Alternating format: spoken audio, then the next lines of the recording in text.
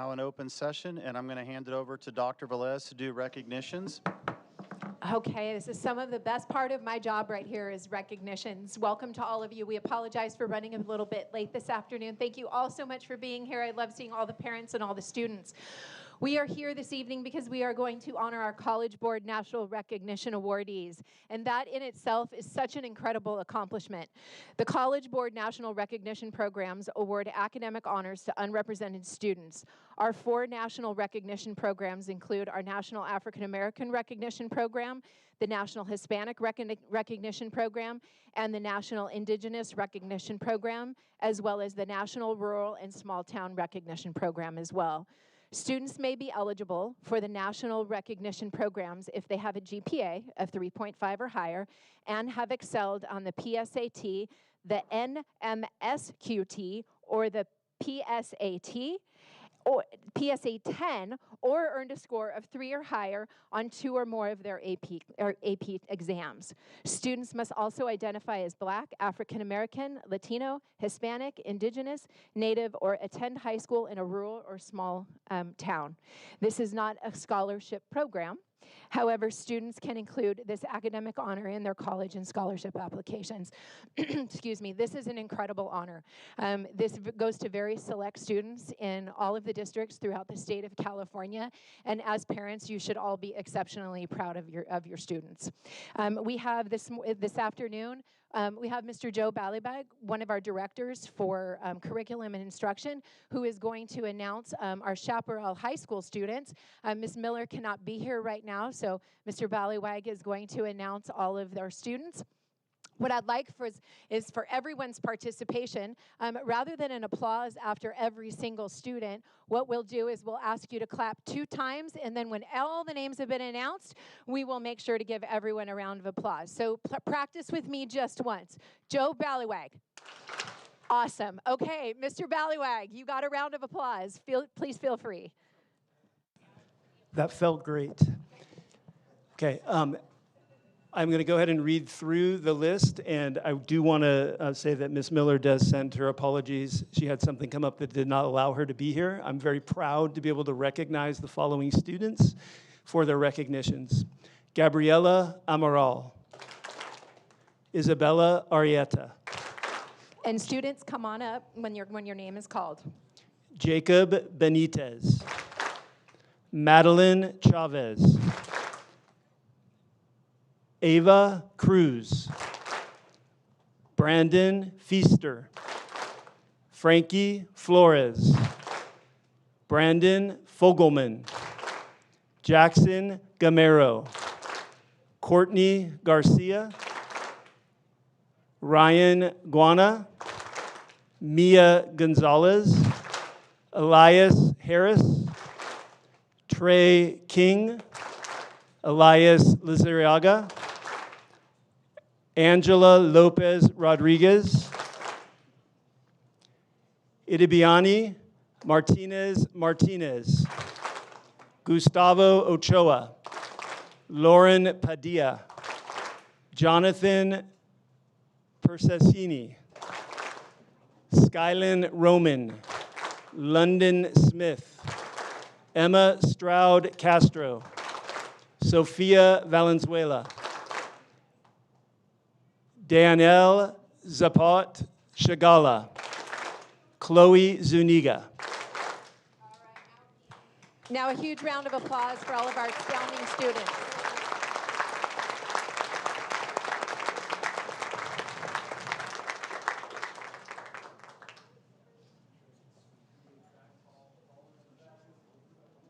Chaparral.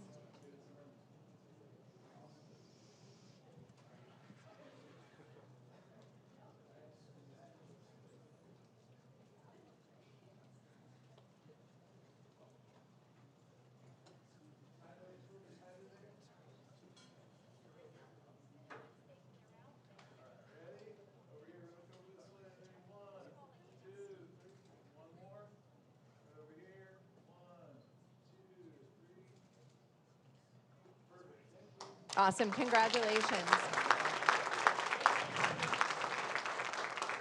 And at this time, I would like to invite up Dr. Lane from Great Oak High School to announce our students at Great Oak.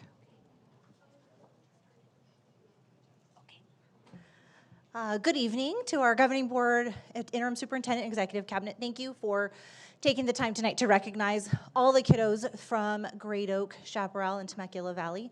I'm super excited to be able to recognize our scholars from Great Oak High School. So once again, the two clap, and we'll start with Marcella Castro Renega, Amanda Cotton, Sofia De La Fuente, Gwyneth Dempsey, Christian Garzon, Hector Gonzalez, Matthew Gonzalez, Aaliyah Justice, Valentina Moreno, Itai Norris, Jack Osorio, Mia Richard, Mia Rogers, Ella Ruiz, Alyssa Sanchez, Kyla Savage, Annalise Steffens, Connor Sueda, Michael Tansley, and Anik Taylor. Congratulations to the Wolfpack scholars recognized tonight.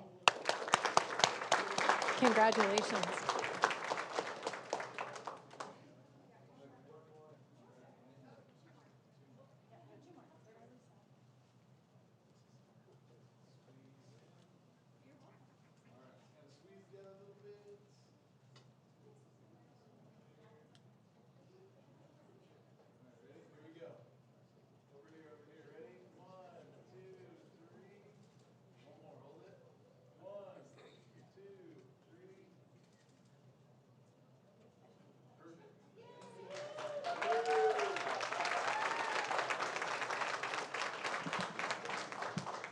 Outstanding, congratulations.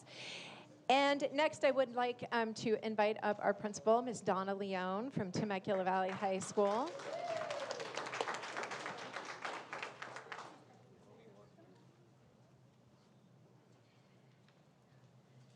Good evening. Obviously, you didn't get the memo that it was Decades Week. We're doing homecoming festivities. I'm honored to be here representing Temecula Valley High School, along with Gail Mostry, our intervention specialist, and Jessica McDonald, our assistant principal. And we are privileged to be announcing our honorees today. Start with member two clap roll. Here we go. Mia Banda, Adeline Banuelos, Carlo Caponegro, Charles Colazo, Victoria Garcia, Jordan Jackson, Eliza I'm going to say it wrong, Macalinao, Ali San Roman, Abigail Sheridan, Madeline Sleeper, and Elijah York. Congratulations to our Golden Bears.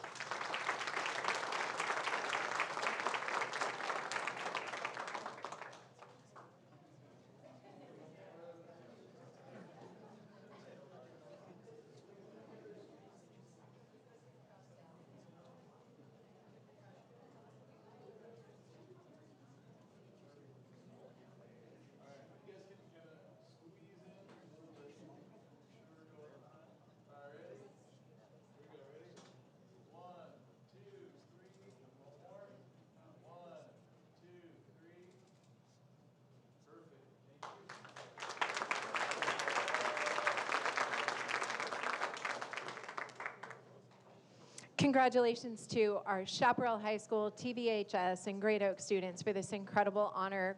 Outstanding work on your part.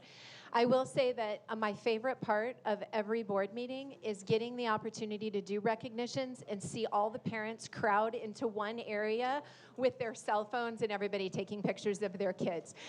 These are moments that you will never forget. So congratulations to the students, and congratulations on a job well done, parents.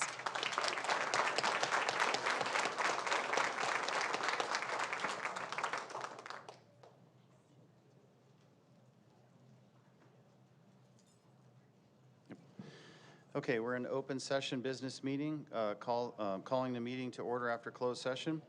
Oh, sorry. Oh, sorry. We'll let everybody leave.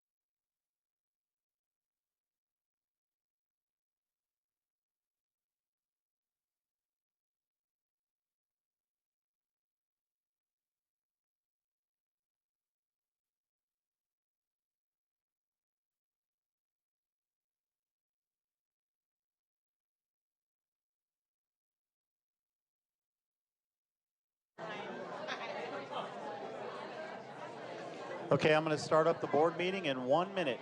1 minute.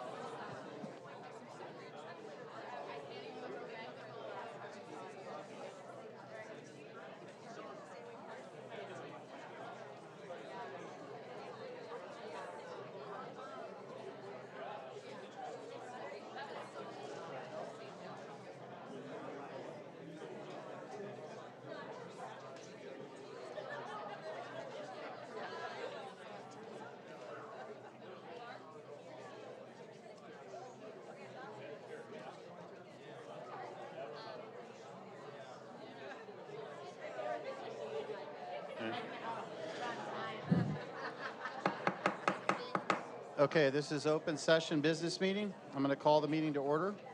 Good evening and welcome to the regular open session meeting of Temecula Valley Unified School District of Education on September 26, 2023 at 6:19 p.m. The board has been in closed session since 4 o'clock. Lene, please call roll.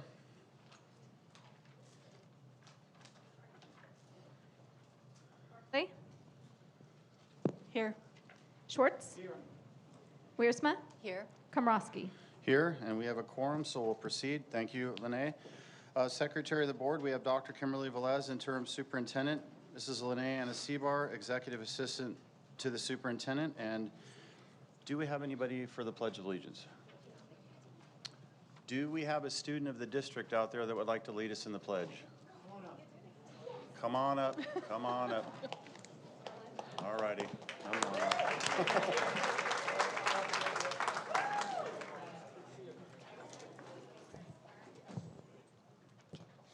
Ready, begin.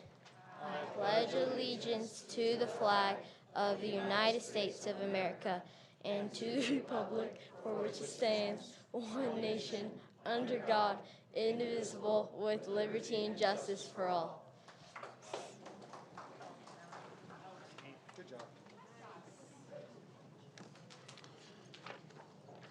Okay, readout of action taken in closed session. Closed session began at 4. The Board of Education took the following action in closed session.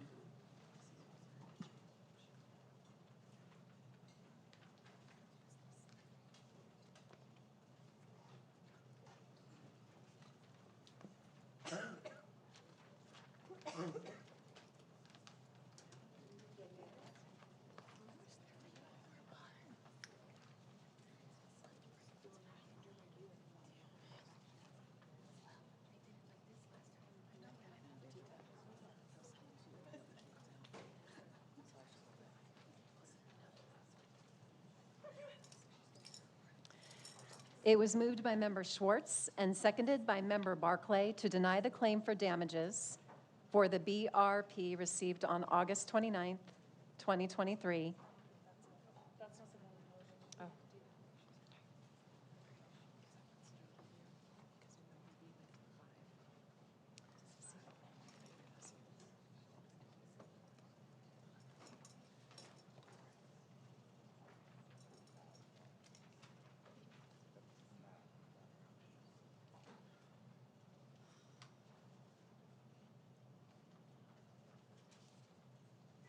Thanks for your patience. We almost got this.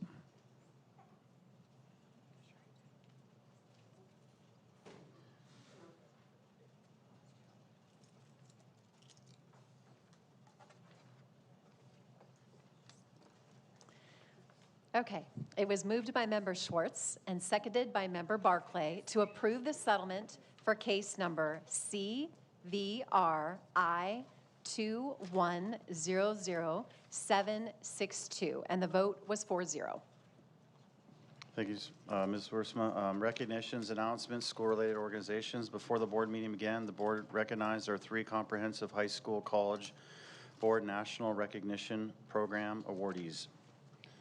And now we're on to public comments. Public comments are an important part of the board meeting and are given careful consideration by the board. Public comment is restricted to items listed on the meeting agenda or otherwise within the board's subject matter jurisdiction. All comments will be limited to 3 minutes for a maximum total time of 30 minutes unless otherwise determined by the board. The board does not take any formal action on items during public comment or on any action that has not been placed on the published agenda in accordance with the Brown Act. Public comment provides members of the public with an opportunity to speak to the board. Accordingly, public comments are to be directed to the board only and not to the audience in attendance or to individual audience members. Hate speech, obscenity, and other conduct during public comment that does or is likely to disrupt the board meeting from proceeding is prohibited. Similarly, conduct by audience members that does or is likely to disrupt public comment or any other aspect of the board meeting from proceeding is prohibited. Attendees who disrupt the meeting will be warned and removed in accordance with the Government Code Section 54957.95. Jason Vickery, do we have? Yep, Mr. Vickery's in the back. Will act as my designee for the purpose of Section 54957.95. And we have posted our objective board expectations on the side wall here in the meeting so that attendees can easily access them. Please also feel free to refer any questions regarding our expectations and procedures to Mr. Vickery, who would be happy to assist you. Finally, pursuant to Education Code Section 7054, the public comment process should not be used to show support or opposition to any ballot measure or candidate for election, including candidates for the election of the board. Finally, if I use these cards, I will use them to give warnings to save time. If you see me point to you and give you a yellow card, it's your first warning that you've disrupted the board meeting from proceeding, and I'll be explicit about telling you that. If you receive a second yellow, then your automatically turns into red. You'll be asked to escort yourself out of the building. If your behavior is egregious enough, you'll be given a red card, that final warning, and you have to escort yourself out. If asked to escort yourself out and you don't, I'll ask security to help you out, help escort you out. If the audience gets too disruptive as a whole, I'll give a warning. After that, I reserve the right to have the entire audience removed so that the Governing Board of Education can conduct business publicly without disruption. If any of these situations you're asked to leave, you can still watch the live stream board meeting online. Those are the options before us now, and I hope we have a smooth and productive Governing Board meeting tonight, and it wouldn't be the same without the audience here. So with that being said, we have 17 comments. I'm up for 30 minutes to 3 minutes of comment, but what's the rest of the board say? We have all the comments for 3 minutes. Stephen Schwartz. It's a very interesting situation. We have, okay, that puts us at 51 minutes. 2 minutes. Oh, geez, I got 188. That is definitely a miscalculation. What was that, Mr. Short? 34? I'm up for 2 minutes. 34? Get right around the 30-minute mark. All right, here we go. First speaker up. First up is Jackie Arban, followed by Shaylin Gates.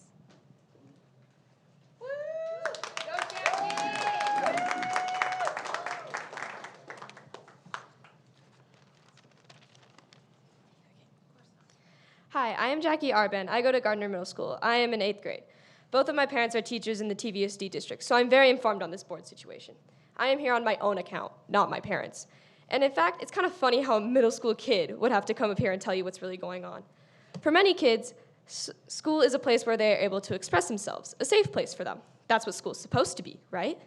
But now, those kids that go by a different gender of what's on their birth certificate are going to have to get ratted out to their parents. There was probably a reason they didn't want to tell their parents about what they go by.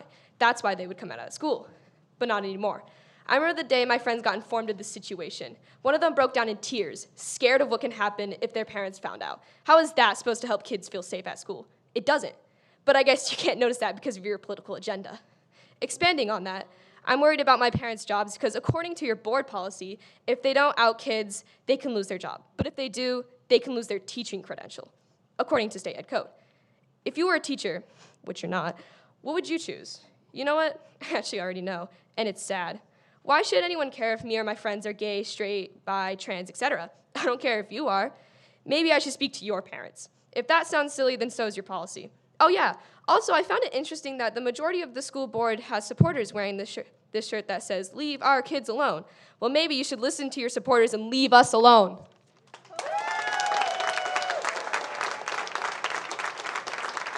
Shaylin Gates, followed by Josh Shearling.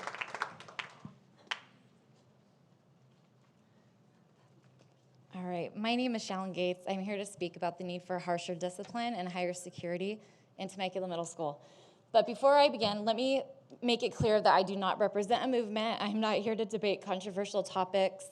I'm here to speak about the importance of a safe environment for learning and to support our teachers who do an outstanding job of educating our children. I'm here to represent the voices of parents who have children who have been victims of bullying, random acts of violence at Temecula Middle School, and we do not feel supported by the administration. Beginning on the third day of school this year, my son was victimized in the boys' restroom. Upon discussing this with other moms, I have learned that their boys have also been victimized in the same restrooms. Their assaults have ranged from being watched over the stalls while using the restroom to being physically pushed into the stalls and not allowed to leave. Other boys have been randomly assaulted on campus. The principal was made aware of this issue in a meeting with myself and three other moms. We were told that the perpetrators could not be punished for watching our boys use the restroom because we would need to try and prove that they received sexual gratification from doing so. Later that week, our sons informed us that discipline for the bullies ranged from picking up trash at lunch to an in-class suspension, where a 7th grade boy that was the bully sat in a 6th grade class playing cool math games on his Chromebook, while other 6th graders that were bullied by this boy sat trying to learn in fear. Our concerns for safety have not been addressed, and that disciplinary actions are laughable at best. If bullies and acts of violence are not swiftly and appropriate disciplined, 30 then, seconds. Okay, I just need to skip that and I want to point out a case that just happened in Moreno Valley. They were notified, the principal was notified, the district was notified of bullying. A year later, that same boy got bullied. He is now dead, and they just rewarded the family $27 million from the district because they were completely negligent. That's the largest sum of money ever awarded in the United States. This is a huge problem, and I don't want that to happen to our children here in TVUSD.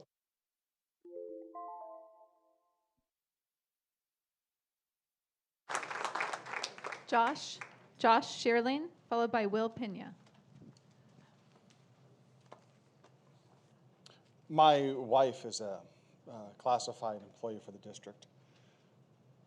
I am speaking up on her behalf because she doesn't like this public speaking thing. She's in a classroom, a special ed classroom. She's an aide. They've been without a teacher for about 7 months. And the reason why I'm bringing it to you is it's pretty clear that the environment, the work environment, the temperature of this school district is making it hard to find qualified, good people to be teachers. The school administration is doing amazing things. They're doing everything they can. The district is stepping in where they can. But they need a teacher, a permanent teacher, who does all the things teachers do. The aides all got together Saturday at one of the homes to make visual aids for the classroom because there's no teacher to do it. I implore you to operate in good faith with the unions. I know that there are disagreements you have individually with them, but please, these very well-trained, very talented teachers are the ones who are working for our kids, who are sacrificing their time, their energy, their love. Please give them, they should get everything. 30 seconds. They should get everything. Teachers, military, first responders, police, these are the people we should be bringing up in our society, getting children to say, that's what I want to do. How do you do that? At your level, how do you do that? How do you honor them? It's real simple. Pay them, please.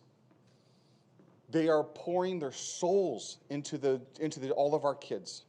Please make it so that they can go home and have a family life. Thank you.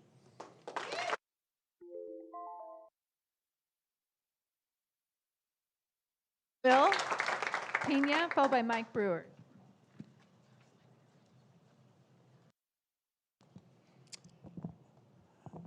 Good evening. First, I'd like to say, Jen, this is the Wild West. you don't run it as you own it. And by the way you did things, you basically said, hey, the president doesn't matter. I can do whatever the hell I want. That's awesome. Okay? That's awesome. Totally awesome. Because you make him look like a fool. Thank you. Now, Joe, I do expect you, when people put banners out front here supporting you, to say, hey, put it down. And I know you tried. I know you tried. But when I found out it was your brother-in-law, that was really embarrassing. And then when I tried to talk to him, he turned around and goes, I don't need to talk to you.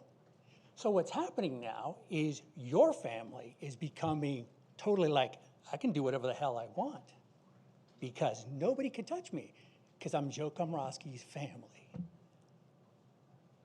Great. And then it got to the point where your little boy over there turned around and got upset when all I did was turn around to talk to him, and he started yelling at me. You saw that, which I thought was funny. What I thought was even funnier is when I'm standing in front of him, and I asked him one question as he's yelling, who the hell are you talking to? Immediately, he starts screaming for security. Didn't move forward, didn't go at him, and I appreciate that you were coming in front of me, but I was laughing 30 because I'm like, seconds. it didn't do anything. So this is your house, right? If you need to muzzle her, because you muzzle her. So I don't think it's fair, okay? That's all I'm gonna say.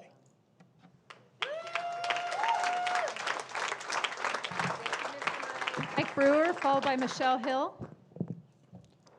Dr. K, I find it interesting that you're suddenly worried about the fiscal position of our district when only a month ago you told everyone in the audience that you hoped the lawsuit went all the way to the Supreme Court. You went on to say that you don't care how much it cost us to do so. Yet now, when both the district and TVA come to an agreement on compensation that is below COLA, you are suddenly concerned about our financial solvency. Please, let's be real here. Our reserve is well above the 3% required, and last I looked, it was over $40 million. Are you honestly telling this audience that you, in your expert opinion, believe that this small raise will bankrupt the district in the years to come? Your doctorate degree is in logic, correct? Yet those who are seated at the kiddie table you created to try and make yourself look bigger and stronger, who are the experts and do have master's degrees in business and finance, have brought you a number you're not comfortable with? Where have I heard that before? Do you really think we're idiots? The three of you have stood up there week after week and have spent money at an alarming rate on those items only the three of you and a bunch of travelers whose sole purpose it is to move from board meeting to board meeting, pushing their ideologies have done. You say you care about the teachers and students, yet each action you take says very much the difference. I'm part of the bargaining team who came to that agreement on this number and have been out of my class too many times working on this to have someone who isn't an expert make a decision that will not bankrupt the district, but could possibly hurt the teachers and students of our district.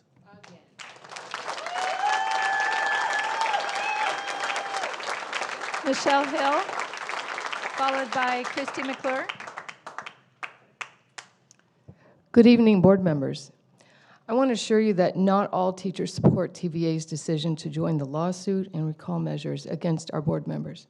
And several teachers who perhaps do favor the recall or lawsuit, at the minimum, don't agree with how the union represented all teachers' voice in a skewed survey. Many are very upset, no, I'm not a member. Many are very upset about how the union's actions have cost teachers in a very bad light, losing much of our support. Now, to your board members, I would like to inform you that there was a meeting at the union office yesterday afternoon to resolve the union members' concerns with how they took action. It was clear to me that there was no interest in the union representing all teachers, but only those who are in line with the activism of the union. Several people expressed their concern over the divisive climate that the union has cultivated by engaging in such politics. Several teachers mentioned being poorly treated by other colleagues because they don't align politically, nor on the union issue. We asked for the union to do better at representing all teachers by using the up-down votes, but it seemed to fall on deaf ears. One of the concerns I wanted to bring to the board member is that I'm a teacher at Gardner Middle School, and several times this year I've been called to cover another teacher's absence during my prep period. This issue has escalated over the last several years. Does the board realize that the district is paying to cover that sub between $300 and $350 30 seconds. a day to cover a teacher's absence? I assure you, this is a low estimate. There seems to be a really simplistic answer to this. The district needs to increase the substitute daily rate of pay to be competitive with surrounding districts. Thank you for your time and have a good evening.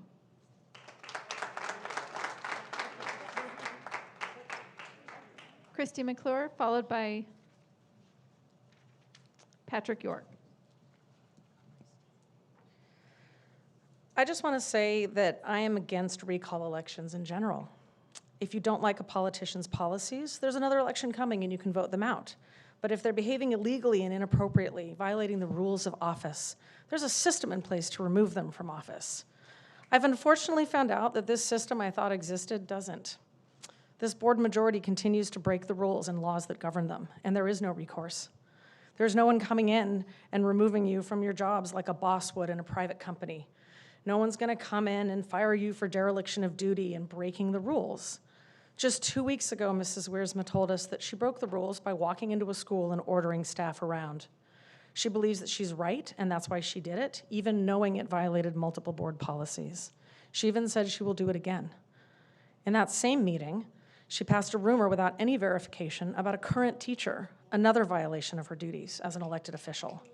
I also think that her comments might qualify as slander, but I'm not an attorney. The only one who's going to hold her accountable is you, Dr. Komorowski. I don't see that on the agenda tonight. Every meeting, one of you three breaks the rules and violates your oath of office, yet nobody holds you accountable because you're self-governing. The only recourse the community of Temecula has to stop you from breaking the rules is a recall election, and I think that's pathetic and sad. You three are elected officials with a responsibility to do better and be better. You don't get to stoop low and smack talk in meetings. 30 You don't get seconds. to use your board closing comments like a public comment to bully teachers, staff, students, and families. Do better, be better, do your jobs. Follow the rules that govern you. There is no other option for us in this community, only a recall. And I can't believe that's where we are as a community. And you talk about doing better. We are asking you to do better and do your jobs, all of you. Thank you. Patrick York, followed by Steve White. Hello, my name is Patrick York. I'm a fourth grade teacher at Barnett Elementary School. I'm here in support of our certificated, classified, and substitute staff. If this board hopes to build bridges between the trustees and district employees, then you must approve the certificated staff compensation agreement. This agreement was reached by union and district bargaining teams. The members of these teams collaborated in good faith to establish a fair contract for certificated staff. Dr. Komorowski and Mrs. Wiersma, you say your goal is to elevate our district and to make students a top priority. Now's your chance to prove it. Pass a compensation agreement and acknowledge district staff who invest their time and expertise to educate Temecula students. While I support the current compensation agreement for certificated staff, I'm concerned about the compensation and benefits for classified staff and substitute teachers. Classified Union President Andy Enriquez has bravely spoken up for teachers, students, and support staff in previous meetings. I'm here tonight to express my support for Andy and the classified bargaining team and all classified staff. Our school would not function without the dedication and expertise of our custodians, secretaries, teachers, aides, LVNs, bus drivers, and more. Their tireless contributions may go unnoticed and unappreciated at times, but we must recognize their commitment to our district by approving a compensation and benefits package that will retain our current staff members and attract new employees. Our award-winning district is indebted to the classified employees, custodians who keep our campuses clean and inviting for teachers, students, and parents, secretaries who run operations and serve as the ambassadors of our schools, bus drivers who transport our students safely to various destinations, and nurses who care for sick or injured students. Finally, the district must recognize the monumental work of our teachers' aides, specifically special education aides. These dedicated professionals care for students with myriad academic needs and challenging disabilities. Their diverse skill set and their commitment to their students must be fairly compensated. Support Temecula students, Temecula teachers, and Temecula support staff with fair compensation.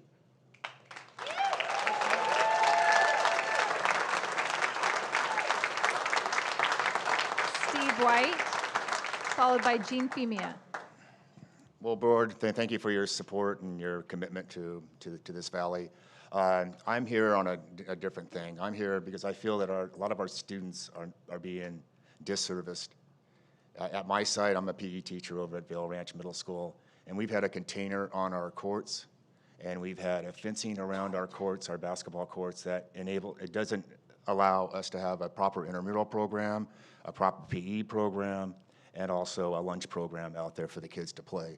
We've been dealing with this for 6 weeks, and it happened in the summertime, so it's been longer than 6 weeks. But that's just a side issue. I'm also here on 2 other issues. I think our programs are dying because of transportation.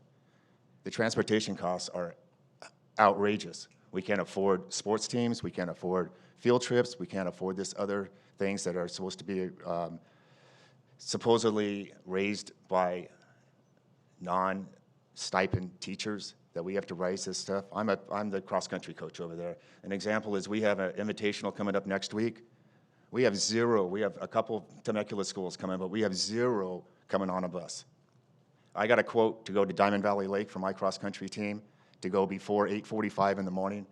That is going to cost over $1,000 to be able to do that for one bus for 54 kids. So if I cancel that, 54 kids don't have an opportunity to participate in an extracurricular activity.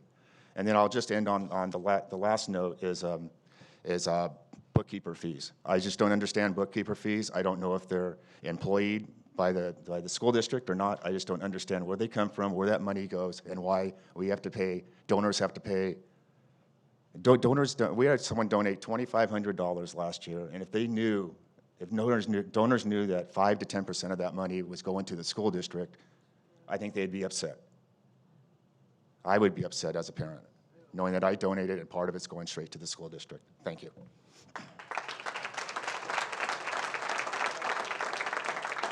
Jean Femia, followed by Annalisa.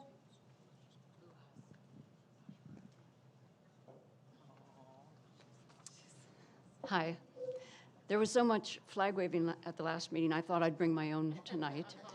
This one is really cool. It's from 1976. That was the bicentennial. Dr. Komrosky, I want to thank you for your military service to our country.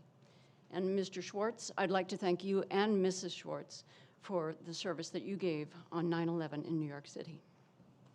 My family has a history of military service. My dad served in the Army Air Corps in World War II. My husband was an officer in the United States Navy. My son served in the Army, and my son-in-law was a U.S. Marine for 20 years. I think we have everything covered except the Coast Guard. Yet with all the talk of flags and patriotism at the last meeting, somehow you passed AR 6115 on ceremonies and observances without including anything about requiring an American flag in every classroom. The AR you passed requires that every flag other than the American and California state flags be approved before use by the superintendent. Mrs. Wiersma added a definition of a flag that makes that requirement even more unworkable. I don't care how many attorneys approved that language. All you have to do is look in the dictionary to find out that the word material in that definition means anything something can be made out of. So paper, fabric, wood, metal, plastic, cardboard, ceramic, anything. Are you seriously requiring that Dr. Velez approve every poster, every sign, every banner in the gym, every mug on a teacher's desk? Is that a valuable use of her time? How does that improve student learning? Please send this AR to a subcommittee, remove the vague language and unworkable provisions, add the missing federal holiday, and please add a requirement for an American flag in every classroom. Thank you.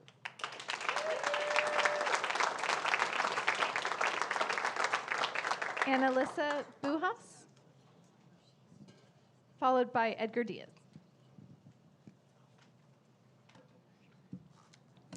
Good evening. My name is Annalisa. Thank you so much for allowing me to speak tonight.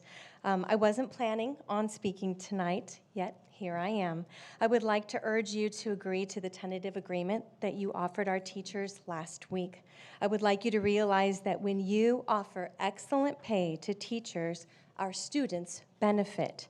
When teachers and other employees are paid a decent wage, They stay in our district and students benefit.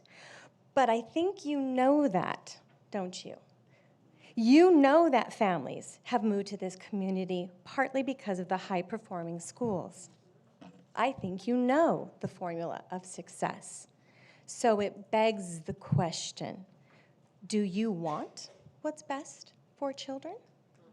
If you did, you would invest in the best teachers and the best school librarians and the best school nurses and the best counselors and the best SLPs and the best office staff and the best instructional aides and the best custodians and best bus drivers and all other district staff, if you knew this. So let's face it, folks who go into a school district to work, they don't do it for the income. They do it for the outcome. And I would hope, I would beg you to self-reflect and decide for yourself, are you doing what's best by causing the chaos that you are? Thank you.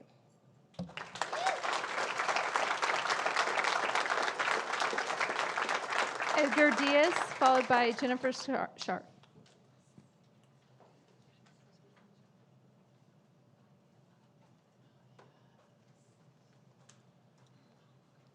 Good afternoon, board, or evening, board, staff.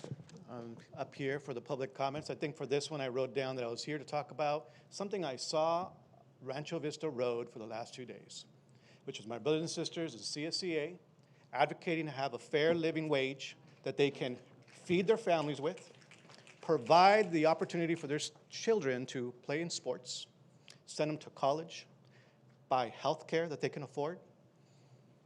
And they're out there in the sun because they know they stand for something that they're trying to do for their own families. I see them sacrificing every day, and many of them I've seen for decades while I've been here at TVUSD, cleaning rooms, working on teams, going from site to site, getting bumped off from one position to go in another position because maybe they didn't have enough space for it. They need the ability to have the pride that they have in their job. They need that pride and the respect returned to them. They need to have the ability to be able to say, we're going to earn a living and we're going to dedicate our soul here to TVUSD, because that's what they really are committing. They're working, they're sweating, they're making sure things get done when things are short and when things are tight, and when they're asked to sacrifice, they sacrifice.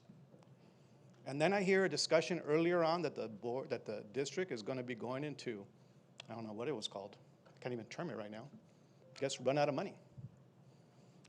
It's not true. It's not going to happen. There's no financial reason why the TVUSD board should veto compensation for TVA. 30 and there's seconds. no financial reason why TVUSD can engage in fair compensation talks with CSCA.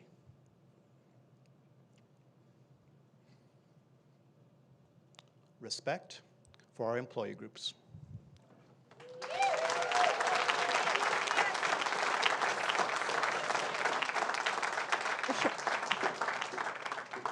Jenny Sharp, followed by Chris Lindberg.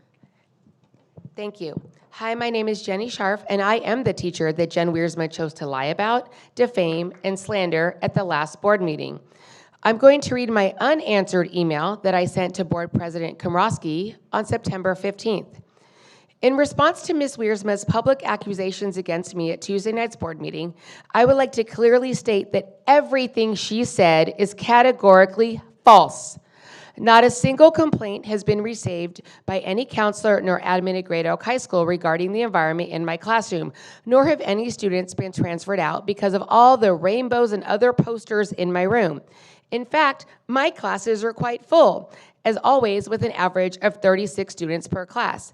And according to our counselors, when students are switching classes due to schedule conflicts, they nearly always ask to stay with me if at all possible, and some are quite upset if they have to move. Just this year, a student with an IEP was moved due to balancing, and his parents made a request to have him moved back into my class because he was enjoying the class and was doing so well. So either Jen was lying or she and her friend are conspiring to defame me. Evidence that Ms. Wiersma was sharing information in order to hurt my reputation in TVUSD. Either way, Ms. Wiersma once again violated Ed Code, particularly Ed Code 44113. One has to wonder if her defamation was in retaliation for the public counsel lawsuit or my involvement in the democratic process of a recall. Either way, it was illegal and vengeful. On top of the multitude of lawyers I'm speaking with to sue you, the formal complaint that I'm filing with the district and appropriate other agencies, I'm calling on board president to censure her and to correct the record because I was lied about from the dais. That is not a bully pulpit. Thank you.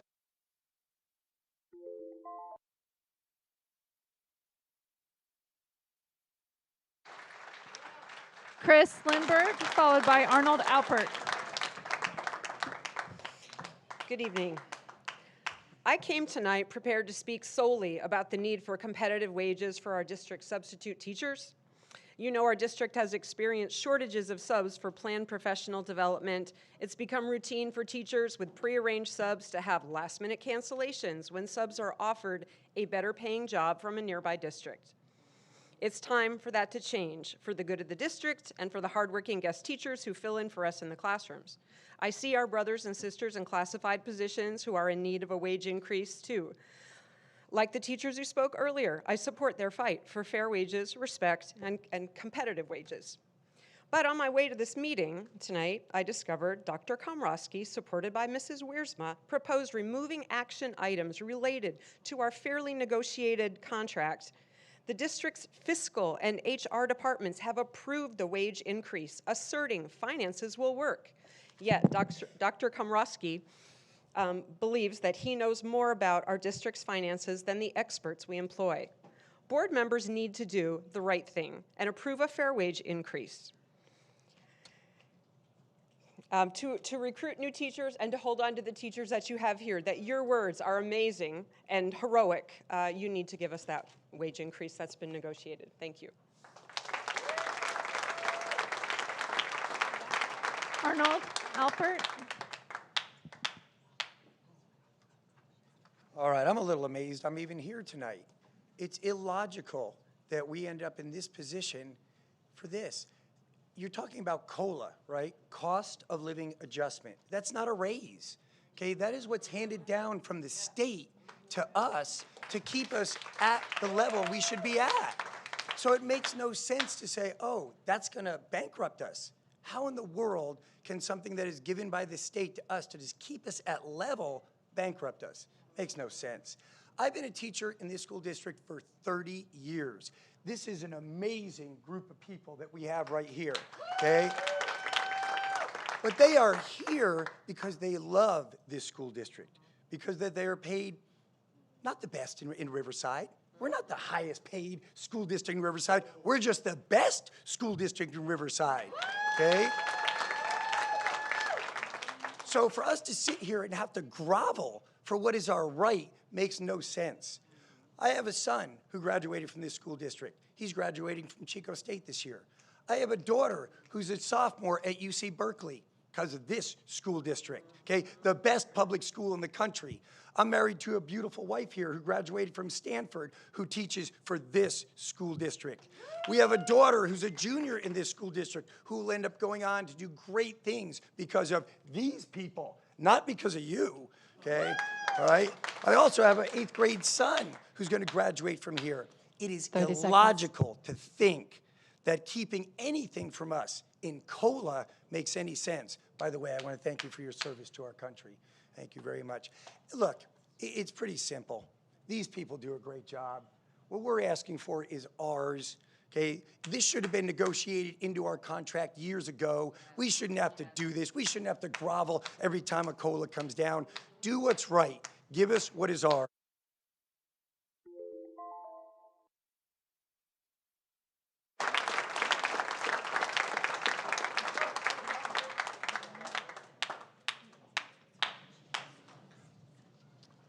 Really? Okay, we're done with public comments. Are there any remaining public comments on any agendized items this evening, and which ones?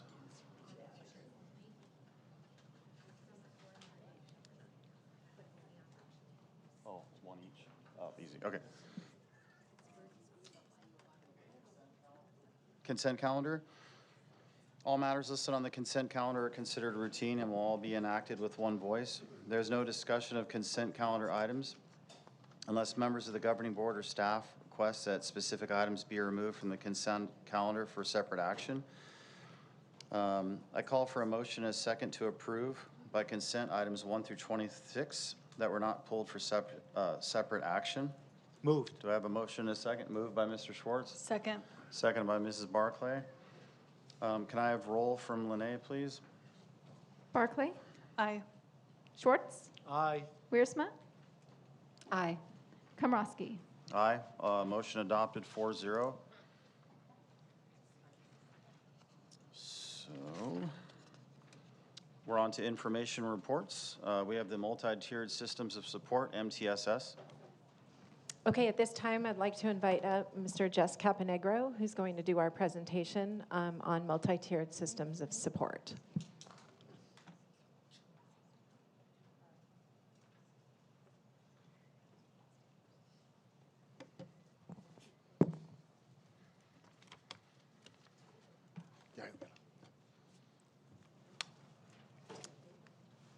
Good evening, Governing Board. Dr. Velez, thank you for this opportunity to briefly explain how we systemize supporting the learning, healthy, and safety needs of all students in TVUSD. This presentation is organized into 5 parts as noted on this slide. Perhaps the best way to capture the way we systematically support all students is through the MTSS graphic, which organizes the work into domains, what the work is, tiers, who receives the work and when they receive it. As students move up the pyramid, the support they receive becomes more targeted and intense. The MTSS system is integrated with many learning systems in our organization. These systems impact each other by design. Our systems of support do not work in isolation. What is done in one system impacts the work in the other systems. The organizational goal is to understand the impact of our collective work at the student desk. Our goal is to positively impact the health, safety, and learning of the learner at their desk each day. In order to do this work effectively, we have adopted an improvement science model as best practice. It is strategic, trained, monitored, and pervasive. There are 5 distinct components to our improvement model as noted on the slide. The 5th element is the collaborative inquiry cycle, which is our model that drives this. It's intentional, integrated work of supporting students where they are with what they need. It ensures that necessary support is planned, the design phase, monitored, the implementation phase, and constantly improved, the refine phase. TVUSD sites and district departments are engaged in the shared leadership through collaborative inquiry cycle process to meet the needs of all students. At the district office, there are 3 main areas which support sites with collectively these 3 areas represent the whole child, which is academic, social emotional, and behavioral. The next few slides will provide information on TVUSD's academic supports to meet the learning needs of every student. One of the greatest systems we already have in our district for the collaborative inquiry cycle is professional learning communities. Each Wednesday, our grade levels, our subject strands collaborate to ensure all students are learning at high levels, which means grade level and above. The collaborative teams do the work under 3 ideas you see presented on the slide. The focus on learning, develop collective responsibility for teaching and learning in the classrooms, and have a results orientation by using data to determine next steps for teaching. In order to ensure we have all the same understanding of PLCs, which occur on Wednesday afternoons, you can see it is listed on this slide. A PLC is an ongoing process and never ends, in which educators work collaboratively in recurring cycles of collective inquiry and action research. The graphic on the right shows the collaborative inquiry cycle, our district and cycle, which aligns the work of the PLCs. During each PLC opportunity, teachers engage in 4 critical PLC questions. You can see them listed. They are focused on standards, evidence of learning from the data and assessments, creating and providing intervention for students who are not proficient with the standard, and providing extension opportunities for those who have mastered the standard. Another critical system of academic support is intervention. This slide shows that there are 3 tiers, just as was explained at the beginning of the presentation. Tier 1 happens in the classroom with differentiation, and we use iReady as a universal screener to determine students who need further support in Tier 1 and Tier 3. Academic supports and systems are further categorized on this slide. As you can see, we have PLCs. We also have hired personnel to support student learning, especially for Tier 2 and 3. The personnel are hired with funds from different plans, such as the elementary literacy specialists who work in the LCAP. We also involve teachers at risk meetings and progress monitoring so every student knows how to provide academic support. In addition, the partnership with parents is paramount and formalized at parent conferences while ongoing through the year. While Educational Support Services addresses the academic needs of students, Student Support Services provides the supports and services which students need in order to access their academics. Social emotional wellness, health services, behavioral health, and special education are some of the areas which encompass our division within TVUSD. We put this slide up here because the work that our SEL team does plays a critical role in our sites attaining their respective goals. Should a site's area of focus be social, emotional, or behavioral, they'll probably be relying heavily on their SEL team member with their initiative. However, if their site's academic or behavior, it doesn't mean that they're not working within the SEL areas, it's just there's less focus on that during that time. As illustrated earlier, these areas are all tied together, and we can't excel in one area until all three areas are working well. Bless you. So social emotional learning, that's a term that we hear quite a bit right now. We just wanted to find what that is. And so essentially, it's the process of developing self-awareness, self-control, and the interpersonal skills that are vital for school, work, and life success. People with strong social emotional skills are better able to cope with everyday challenges and most often benefit academically, professionally, and socially. We wanted to share this slide with you in order for you to have a quick visual of what the research says the overall impact of SEL support is on our students. As you can see, not only do academics and behaviors improve, but there's also a decrease in things like drug use and conduct on campus, illustrating why this work is essential for us to do. This slide is an example of the continuum of options that students have when it comes to SEL support. It is important to note that the majority of our students, over 80%, are serviced within that Tier 1 level that you see at the bottom of the pyramid. The things we do on an everyday basis on our campuses will typically be enough to support the SEL needs of our students. Having safe and welcoming classrooms, social emotional learning activities, school assemblies and events, and ensuring students are connected through student surveys are all examples of Tier 1 supports. Should a student require additional support, they may be receiving higher tiered services. I think it's important to note that we may have a student who's doing well for years within that Tier 1 level, but they could have a sudden change in their life where all of a sudden they're suddenly receiving services at that Tier 2B level. The intent, though, is always to get them back down to that Tier 1 level of support. Our board recently mentioned trauma-informed care, and our SEL team is very skilled with the work and what that work looks like. As you can see, the key components of this work are embedded in the work that we do on all our campuses on a daily basis. The things of building relationships and connectedness, creating a safe environment, those are all part of what we do every day. You'll notice that the behavior side is similar to the SEL side we just looked at. Students who need behavior support still benefit from many of the Tier 1 SEL strategies we discussed. If a student feels connected to their campus, then behaviors will decrease. School policies and classroom rules, along with positive reinforcements, are all essential things our students receive at the Tier 1 level. As sites begin to address behaviors at a Tier 2 level, and the interventions they provide should reflect that. Intervention BAs, PBIS TOSAs, intervention TOSAs, school attendance review teams, mobility passes, progressive discipline, those are all examples of Tier 2A, while things like, our SARB, State Attendance Review Board meetings, expulsion recommendations are things that fall within that Tier 2B range. It's important to note, again, just like the other slide, kids can jump between the tiers. The only tier they can't jump to is special education. So students who receive intensive services within that Tier 3 and Tier 3 is special ed, although they may access supports through the continuum of options, our special education staff works in partnership with multiple people on a school campus through biweekly meetings. Our program specialists and site administrators collaborate with their cycle of inquiry. School psychologists and social workers are collaborating on social emotional behavior supports, and through various academic collaborative initiatives such as co-teaching and math classes. Within our Tier 3, special ed provides intensive interventions. As you can see there, speech and language, OT, behavior supports, resource specialist programs, special day classes are all examples of that. When effectively implemented, a comprehensive MTSS approach provides necessary data and infrastructure for implementing the following state and federal legal requirements. All student support divisions are aligned to support sites with their collaborative inquiry cycles, which is truly a system of shared leadership.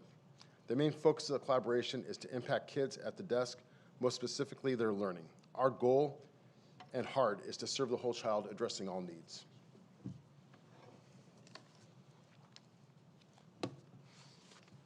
Any questions on that?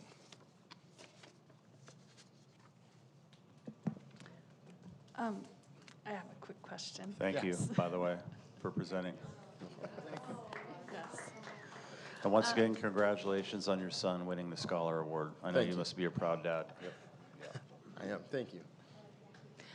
Just a quick question. So you mentioned that, I love this, by the way. I love this model. It's I think one of the most exciting things we do here at TVUSD. It really is. I think a lot of districts do it informally, and that's probably how we used to do it as well, but seeing it laid out so formally to really specifically reach kids that need that extra help, I think is super important and really awesome that we've made that a focus. And I love to see how you talked about that. What we're doing is providing supports so kids can learn. We hear a lot of people saying, take it back to basics, but some kids aren't even at the level where they can absorb the basics. They need help before they can even hear and focus and do their schoolwork. They're hungry, they're worried, they have anxiety. So providing these supports so kids can get to that level where they can learn, I think is phenomenal. So you mentioned that about 80% are at Tier 1. Mm-hmm. Do you have an approximate, like how many we're serving at each of the other tiers? Well, you could say roughly right now, about 14% of our students receive that Tier 3 support with special education. However, those students are also not always, they're receiving supports at different levels. I would say that it depends. Given different times of the year, we might see students fluctuate between those tiers. It's never an exact number. Yeah. But again, the idea is at a given time, you're going to see about 80% within that Tier 1 level. And 20% kind of going between the other two? Correct. Okay, awesome. Thank you again. Appreciate that. Yes, Mr. Schwartz. I think people have a misconception about special ed. So just because a student is in special ed doesn't mean he can't learn or isn't learning. His handicap might be he's deaf. He gets help from person, and he learns sign language, but that doesn't mean he can't excel at math or social studies or science. So those different levels, as you said, depending on the student, they could go up or down depending on what the issue is. Correct. If it's a health issue, they might be up at the top because they're limited in their mobility or their speech or their vision or their hearing, but that doesn't mean they're limited in their ability to learn the subject. So it's kind of a whole pot of things. It's not just one. Mm-hmm. It really is more fluid than that. And I, as Allison said, I really appreciate the fact that we're trying to address all those needs, because you never know when a student comes in what happened at home. Mom and dad had a fight, or God forbid there's someone who's ill in the family, or there was no food in the house, or the roof collapsed, or there was a car accident. You never know, and unless we examine those things and get through them, the ability to learn is not there. Thanks, Jess. No problem. Any other questions? Okay, thank you. Mr. Kapanegger, I want to thank you for your presentation. I know MTSS is a very complex, it's a very complex thing, and it crosses over into 4 departments, and you presented for 4 departments today, so thank you for that. So, thank you. You're welcome. Thank you again.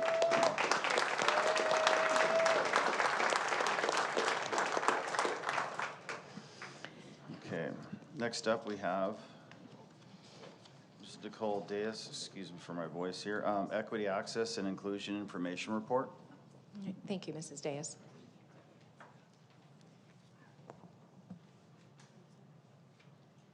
Good evening, Governing Board. Dr. Velez. I'm here to provide you with a brief update on a very broad topic, and I hope to shed some light on what TVUSD has accomplished within our equity, access, and inclusion work over the course of the last few years. Having been a part of this work over the course of the last few years, I want to acknowledge that this presentation tonight will not fully do justice to the depth and breadth of what we have accomplished and the momentum of our student-centered work, but I will do my best to generally review what EAI looks like within TVUSD. TVUSD's mission is high-quality teaching and learning for all. We accomplish this by elevating all students through the opportunities, experiences, and connections that we provide every day.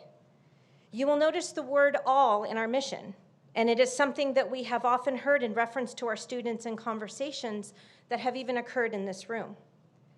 But even in our focus of all, it is important to recognize, learn from, and respect the individual person, story, reality, lived experience of each.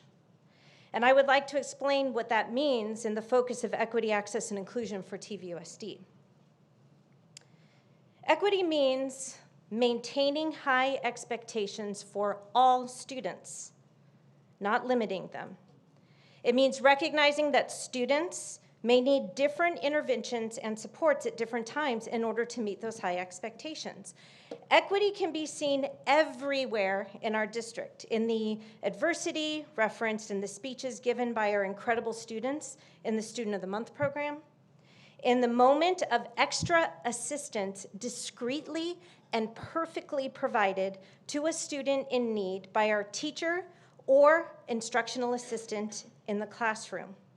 In our full-scale celebration of students and athletes in our United Games, in the multi-tiered systems of support that we just heard about in our study session, in our initial recognition of quantitative and qualitative data that presents areas of improvement within student groups that we have to be real about and active in our response in our systems and plans moving forward. Inclusion is exactly what it sounds like, having a place at the table. There is a quote I often use when discussing inclusion. Diversity is having a seat at a table. Inclusion is having a voice, and belonging is having your voice heard. In TVUSD, inclusion is the work we do through an intentional lens to make sure that everyone is at the table because they belong there. Access is deeply connected to the systems and support we provide to get our students to the table. In this case, the success that can be realized at the desk, just like we heard in the MTSS presentation provided by my esteemed colleague, Mr. Caponegro. This can be seen in things like the master schedules at our secondary sites, our student clubs under the Equal Opportunity Act, our robust options for services related to specialized academic instruction and services, our new playground at Crown Hill Elementary, our Tier 3 resources that are available to students who demonstrate a need at that level in order to access the viable, fantastic instruction and curriculum that we provide to them. It is our goal to enthusiastically welcome every student on the first day of school, and then in partnership with our families and our talented staff, support every student in their educational journey so that they are able to walk off campus on the last day of school to enjoy their summer, having successfully met their goals as valued and celebrated members of the TVUSD community. Or walk off the stage their senior year as they graduate as well-rounded, educated young adults who understand and embrace the opportunities that will come from their experiences in careers, on campuses, in companies, and inevitably within communities that are rich in diversity and that are expecting and seeking people who know how to interact and collaborate in diverse situations with a value-added mindset. So I speak on behalf of our equity, access, and inclusion overall, and as I noted, it's not one person and it's not one thing that you can point to. It is TVUSD. But our EAI team has had an opportunity to put together a vision and mission, which is on this slide. And the vision and mission of our equity, access, and inclusion team and leaders is to elevate student opportunities to experience high-quality teaching and learning by creating and sustaining an atmosphere of inclusivity and access for all scholars. And our mission is all educators will adopt research-based practices that elevate equity, access, and inclusion opportunities for all scholars while prioritizing and encouraging academic behavior and social emotional growth. So as you can see, this is highly connected to our multi-tiered systems of support, and it was very fortunate that these two presentations fell back to back today. I mentioned a little bit about the history of equity in terms of it being a recognized focus in our district. In 2017, the TVUSD Cultural Proficiency Team was formed. That was done under the leadership of Ray Johnson, who was our assistant superintendent at the time for human resources. And that was an opportunity that we took to really assess that qualitative and quantitative data to focus on district needs. In the next year, we were able to train and develop through a district-wide plan. And this gave us a chance to push the work out to our school sites for our school leaders and our department leaders to really take stock of what was going on their campus, what we were doing well, what we could celebrate, and what we needed to continue to get better at. The next year, we had site department teams. We worked with Generation Ready at that time. We began our site department data walks. We looked at goals. And then we move on to 2021, where we have a district-wide focus on equity, access, and inclusion.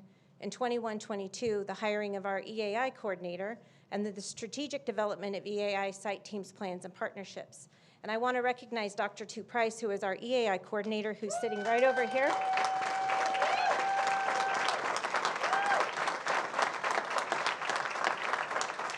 And perhaps if he was up here giving the presentation, he would not sing his own accolades, so I am able to do that for him because he is very humble. But you can see in the 21-22, 22-23 years that we have gained such momentum that we're looking at programs that have really taken shape on our site. The definitions that I read to you at the beginning of this presentation when we were looking at our mission and vision as TVUSD and our Elevate and our quality instruction that we provide also goes into the work that's being done to have leaders on our sites who are able to work through processes and systems, evaluate data, meet regularly, work with student groups and administrators. So our work that we do in the EAI leadership team goes to regional leadership, which then also goes to sites, high school, middle, elementary. Each site has a team where there's a staff. We have students connected, and we're working on engagement with our families in a greater way as we are across the district. And then we also have a central office team. The collective grouping of individuals up here probably represents about 50 to 60 people. When we look at the work, especially under Dr. Price's leadership, we can see some of the things that occur in the EAI department. However, I would like to note again that equity, access, and inclusion for TVUSD is not a person and it is not a department. It's what we do. So we have staff development. We've worked very carefully with our community partnerships. This includes RCOE, the city. We've worked closely with Pechanga. We work with different parent groups. We work on responses through Let's Talk. Dr. Price will go in and work with the site if there's been an incident of significance and help the administrator and teachers work through an after-action review to make sense of what occurred and to be in our own continuous cycle of improvement. We have student clubs on all of our secondary campuses that Dr. Price supports and works with advisors on. And of course, we have our student voice, which is our qualitative data. And when we look at the work that was done last year, for example, we had 3 powerful evenings in our Central Region, South Region, and North Region, where our student panelists were able to speak about their experience within TVUSD and speak about what they were hoping to see, where their dreams exist, and where their suggestions exist for the adults that work to support them. I will note in this case that we often get very wrapped around the quantitative data, and that's there, absolutely. But what the quantitative data does, what the numbers do is they provide us that component, but they don't help us see the story behind the percentage. They don't help us understand why that is occurring. And we're able to gather voices and feedback from our students directly, and they feel understood and heard. There is no power greater than knowing exactly where our students are and our ability to support and respond to them. That, I mentioned at the beginning, would not do justice to all the work that is going on, but at the time that I have been afforded and the information that I carry with me and the role that I serve, I thank you for the opportunity to present on equity, access, and inclusion. Thank you, Mrs. Gayes. Any questions? Okay.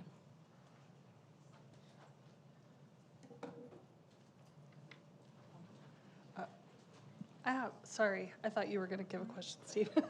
You lit up your mic, and I thought No, you were... it's okay. No question? Okay. Can I ask a quick question?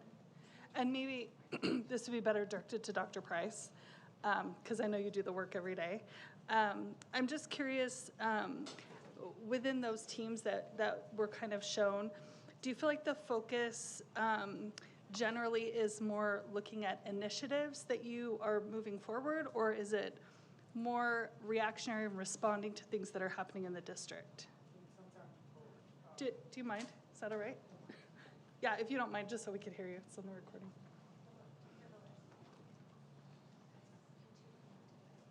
So we can hear him better.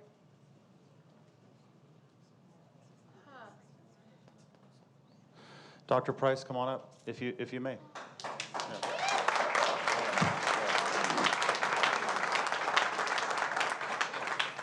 Thank you. So to answer your question, it's a little bit of both.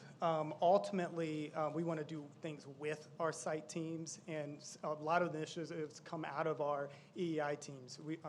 The all-district meetings, sometimes the EEI leads will bring up different topics. For example, the one that came up is just, making sure that we're being, proficient when it comes to Halloween activities and so forth. And so that is one that came out of our site teams. And so we talk about it at a regional level. We put together materials that will help out our sites. And so it is a combination of both. Some things, taking a look at our data, but also listening to our scholars within our district too. So. Okay, and just one follow-up if you don't mind. Absolutely. So what do you see as your vision for the future for these teams and for this? I know it's not just a department, it's everybody, but where do you see it kind of heading? Well, ultimately, starting here in the next couple of weeks on October 10th, all the EAI leads are going to come together across our district and sit down and basically talk about, take a look at our data, take a look at our conversations across our district, and come up with some site goals. Actually, not necessarily site goals, but some ways to address the site goals that are already being put forth. Through the MTSS process, our site administrators with their site leadership teams are not doing things to people, but with them. And so I'm looking forward to the time that we're having on October the 10th to discuss those topics with our site EI leads and getting everybody in the same space at the same exact time. Again, that's on October the 10th. Awesome, thank you. Thank you for all of your work on this. Appreciate it. Thank you very much. Thank you.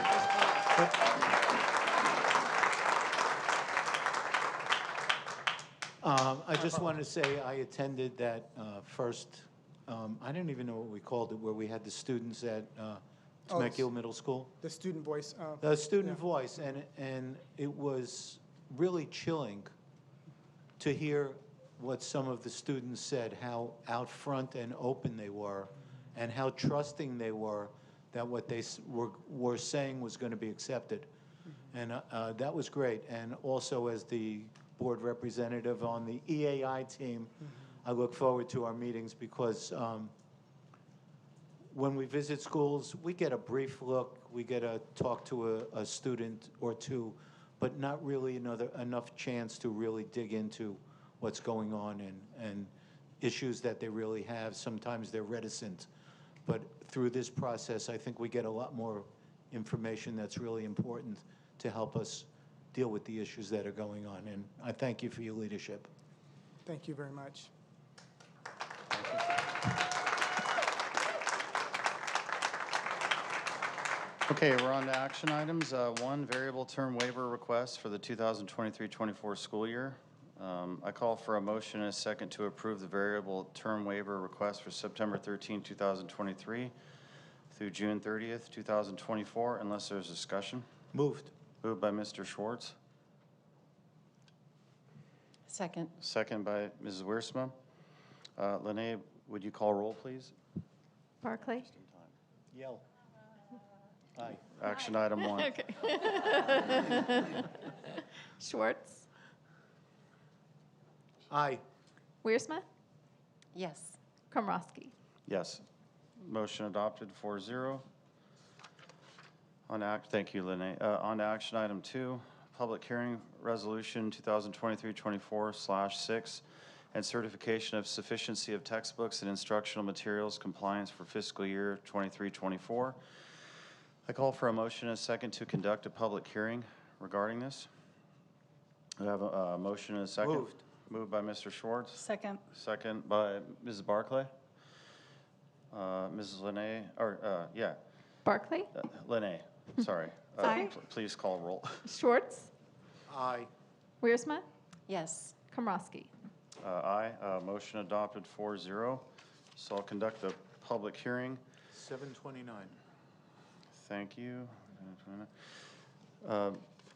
This is the time and place designated for the public hearing to review and consider resolution number 2023-24/6 and certification of sufficiency of the textbooks and instructional materials compliance for fiscal year 2023-24. I declare the hearing now open at 7:29 p.m.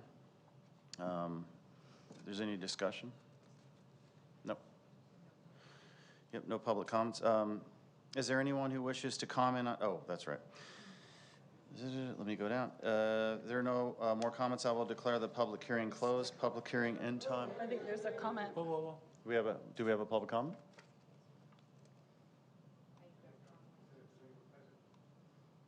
We don't have a sheet for this. It's fine. Okay, public hearing end time, 7:29. And 30 seconds. And 40 seconds. Action item 3, resolution number 2023-24/6 and certification of sufficiency of the textbooks and instructional materials compliance for fiscal year 2023-24. I call for a motion and a second on this. Moved. Moved by Mr. Schwartz. Second. Second by Mrs. Barclay. Lene, would you please call roll? Barclay. Aye. Schwartz. Aye. Wiersma. Yes. Komrosky. Aye. Motion adopted 4-0. And to be clear, this was in compliance with the Williams Act that all of our students have the textbooks, right, Dr. Velez? So. That is correct. Action item 4, revised board policy 5141.52, suicide prevention. Is there any discussion on this before I call for a motion? Yeah, Dr. Velez. Okay, so I just want to, for 4, 5, 6, and 7 on the agenda tonight, TVUSD has been selected for federal program monitoring. You're going to hear me call it FPM, which takes place this coming March in 2024. This year, FPM for TVUSD is in person, which consists of both in-person reviews and site visits on a variety of instruments and within all departments in the majority of our school sites. Federal and state laws require the California Department of Education to actually monitor and implement certain programs operated by LEAs, by our organization. School districts that receive funding for certain programs can be selected for federal program monitoring, and TVUSD has had this before. It's been many years, but we have. And they make sure we're in compliance and reviewed by the state. The purpose of the review is to ensure that the programs operating by LEAs meet the minimum fiscal and programmatic requirements. The 4 board policies that you see on the agenda tonight have been drafted in alignment with updated and current ed code and legislation and meet the requirements laid out in the respective FPM instrument tools. Other updated policies and regulations will be submitted for approval over multiple board meetings coming up in the 23-24 school year. So I want to make sure that we give clarification about what these are and why they are coming forth to the board. Thank you, Dr. Velez. Any other discussion amongst the board members? Oh, we have one comment on this one. Sure. Who is it? Yeah, Christy sure. McClure?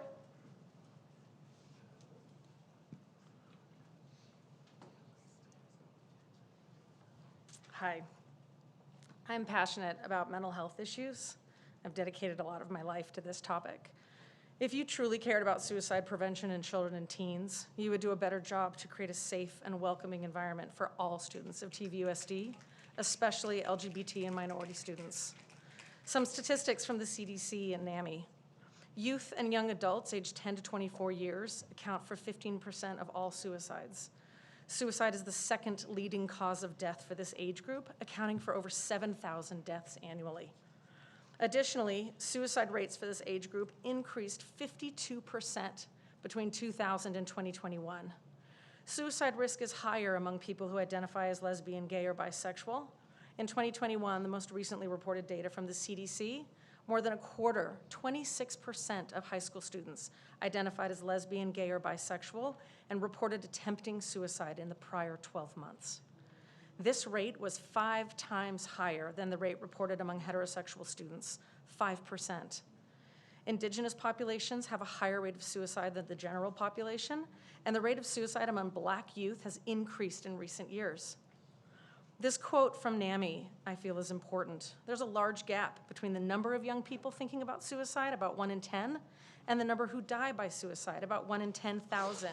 In other words, there are 1,000 young people currently struggling with the idea of ending their life for each young person lost to suicide. Most importantly, that means there are 1,000 opportunities to provide understanding and support to those experiencing difficulties. If you care about the students of TVUSD, then you will take a good hard look at the impact of your recent policies on the students of our district. You will take a moment and pause before sharing information on your social media accounts, and change what you say to your followers and encourage them to do or discourage them. When you have students protesting board policies, instead of encouraging adults to protest against students or to try to find some smoking gun of adults behind the protests, how about you look at why the protests exist in the first place? These are student-led and organized. Adults are just providing support and safety. Your policies and your comments in these meetings are not just unprofessional and disrespectful, they're hurting our youth. Children and teens who are struggling emotionally, whether it's identity, anxiety, relationships, peer group, home life, depression, 30 seconds. abuse, suicidal thoughts, or anything, they need connection and safety. They need to feel comfortable reaching out for help. And often that's staff at school, not always a teacher or a counselor. It could be a custodian, a noon duty, a lunch worker, a substitute teacher, or office staff. Instead of creating a gotcha environment where no one feels safe in schools, create one that cares for and helps our students. Otherwise, your comments about suicide prevention and caring about it and heartfelt statements are just lip service.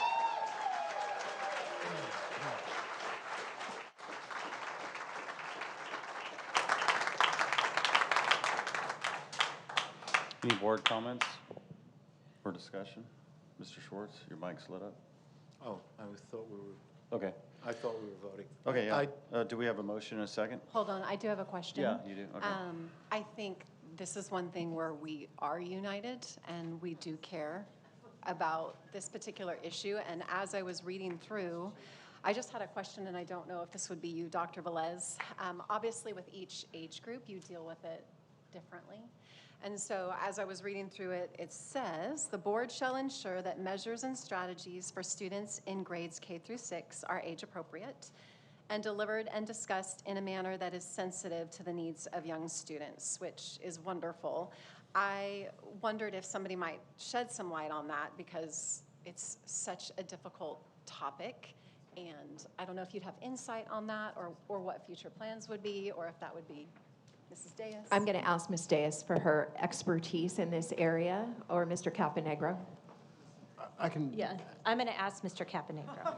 Okay. It's hard to hear you from so far away. Is that better? Well, it'd be better if you were here. So with that, we always Excuse want to me. ensure that that we're addressing it at an appropriate level for the students that we're working with. So for example, what you're going to see at one of our elementary campuses is just a safe and welcoming environment, an environment where they know they can reach out to the social worker or staff who's working there in case they need additional support. So it's just really creating that safe classroom space, that welcoming environment for our students, to know that if they're not feeling well for whatever reason, they have supports on campus that they can access. Is there material in that sense, or is it just more of a feeling and an aura? Is there specific material? And I'm just curious because as a parent, I would want to know and continue that conversation at home, because I think that would be valuable.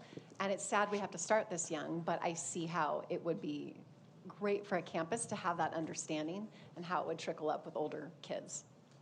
So what can happen is that at our TK through 5 schools, our elementary schools, our students, they're serviced at that tier 1 level. So the sports they receive are the sports that all students get.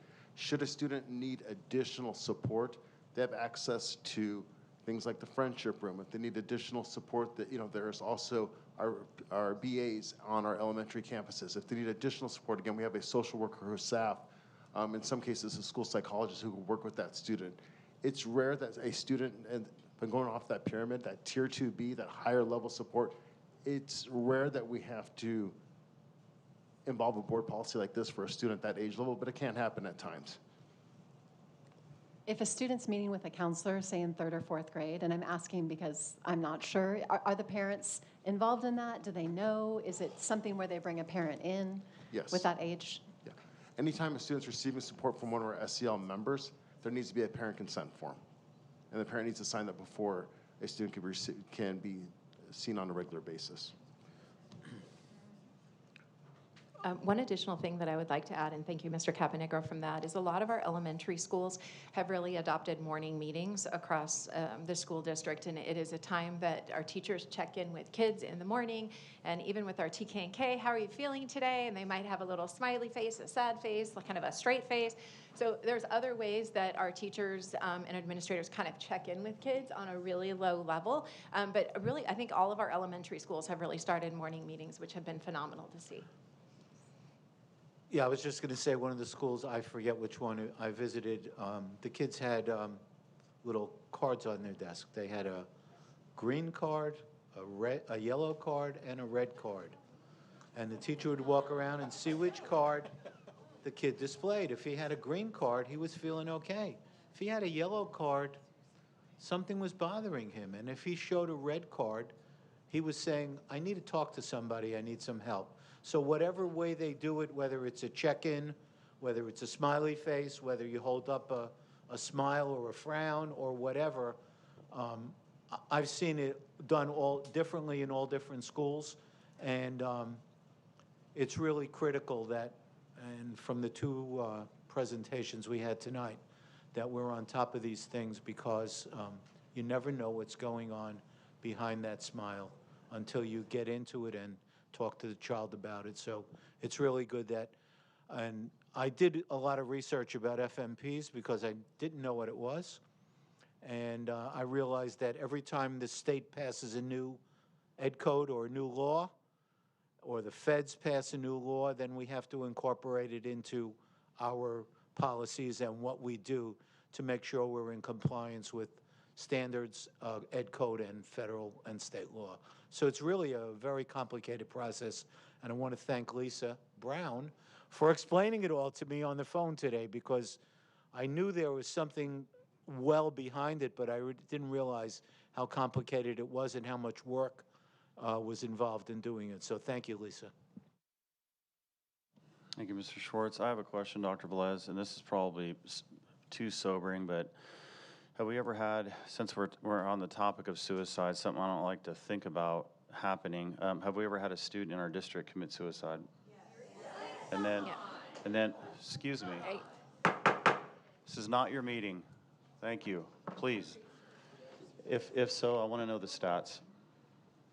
So I can speak from my experience in terms of being an executive director, a director and as an assistant soup and now interim.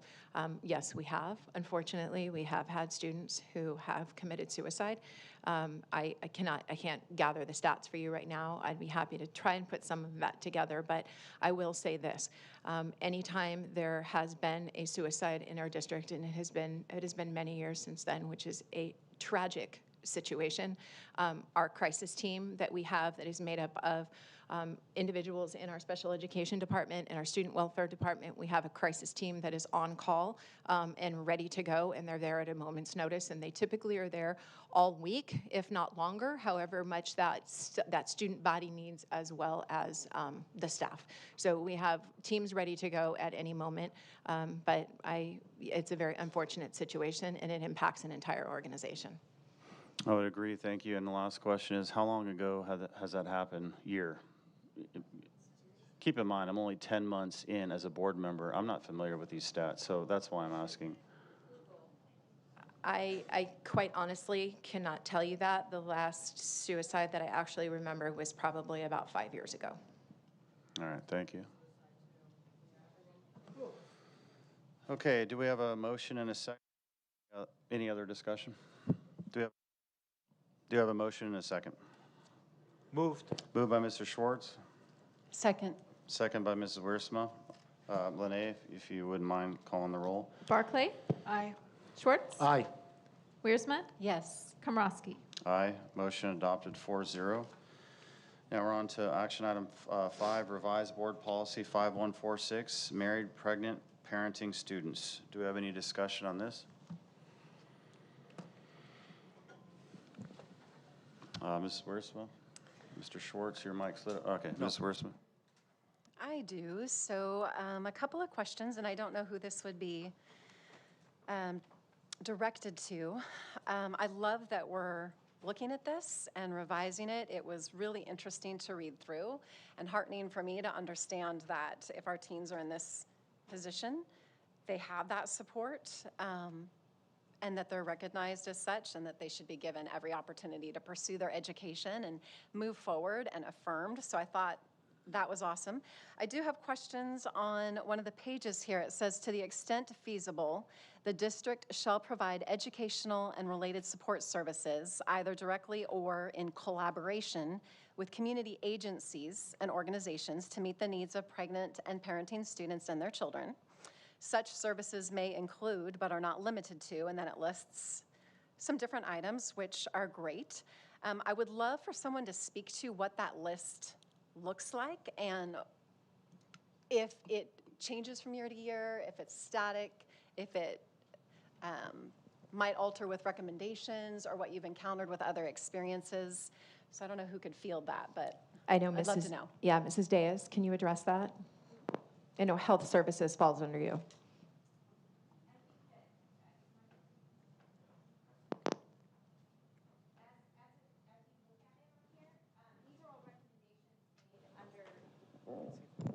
I'll try the other, I'll try Nicole's. It's working. Okay. It's working. Oh, now it's working, okay. We don't specifically subscribe to one community, one organization in what we provide. I don't know if that's what you're asking. What we do, however, is things like our Care Solace that we offer, resources that we have through our LCSWs, with our counselors, sometimes administration, absolutely our school nurses. There's ways to provide information to the students to seek that information. So there's, for example, you wouldn't walk into a nurse's office and find pamphlets out on different entities that would have this information on it. A lot of this, in addition, can be found under our California Healthy Youth Act, which our students receive once in middle school and once in high school as well.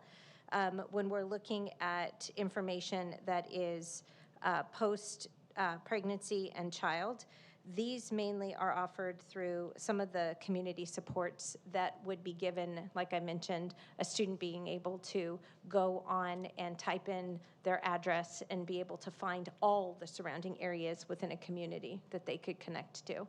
But anything in particular, like for example, what would come up on that list, I can provide for you, Ms. Wiersma, when we look into it. I would love that. I know that probably a best situation would be you provide multiple aspects because there's a diverse sense of need. For example, I think a lot of us think of Planned Parenthood or whatnot when it comes to some of the reproductive services and that end of things, but then there are crisis pregnancy centers that offer lots of supplies, support, no matter your age or what your situation is. I would also be curious to know if there's any adoption agencies on there, if there's any chaplain recommendations, and some of those people have a lot to give in terms of support. So I guess what I would hope is that the perspectives would be there from a variety of facets so that those individual students can make that choice. And I'm assuming that's perhaps the case. I've just never seen the list, and I love seeing this, the fact that they do have that, and would love to see that, you know, as it develops, if there's more to know. I will look into that for you. As I mentioned before, we don't utilize specific titles of organizations that provide the services. We do try to stay very neutral in that, but I will look to see how the students are given that access to the information. It happens rarely, but we certainly do have supports in place for them. Do we provide transports as a district? No. We don't. Okay, thank you.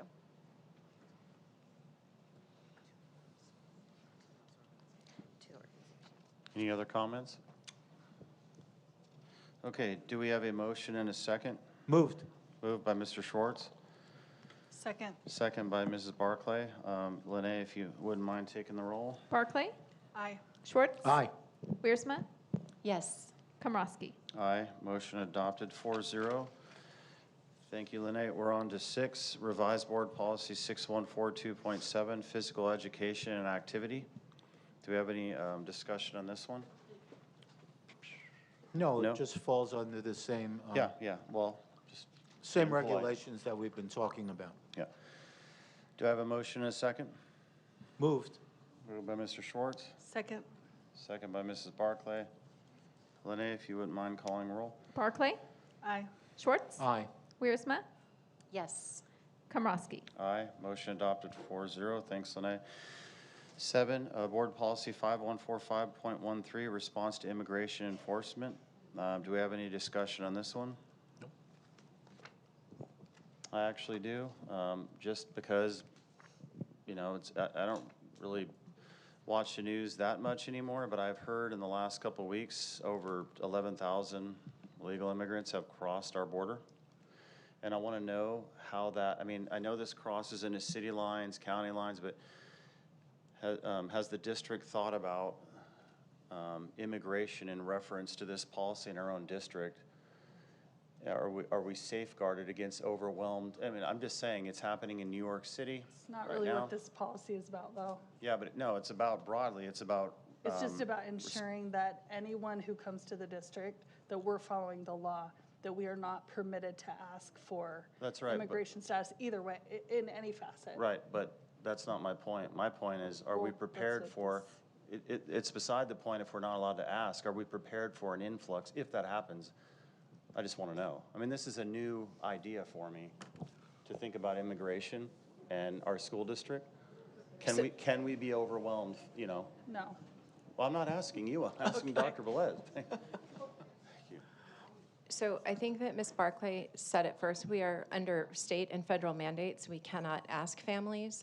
We do not ask families. There is very strict guidelines in terms of what we can and cannot do. I will say this, that every day we get students that enroll, and whoever enrolls with us, we find them a seat at a school and we educate them. So we educate everybody who walks through our doors. We are federally mandated and state mandated to do so, and as an organization, that is what we embrace.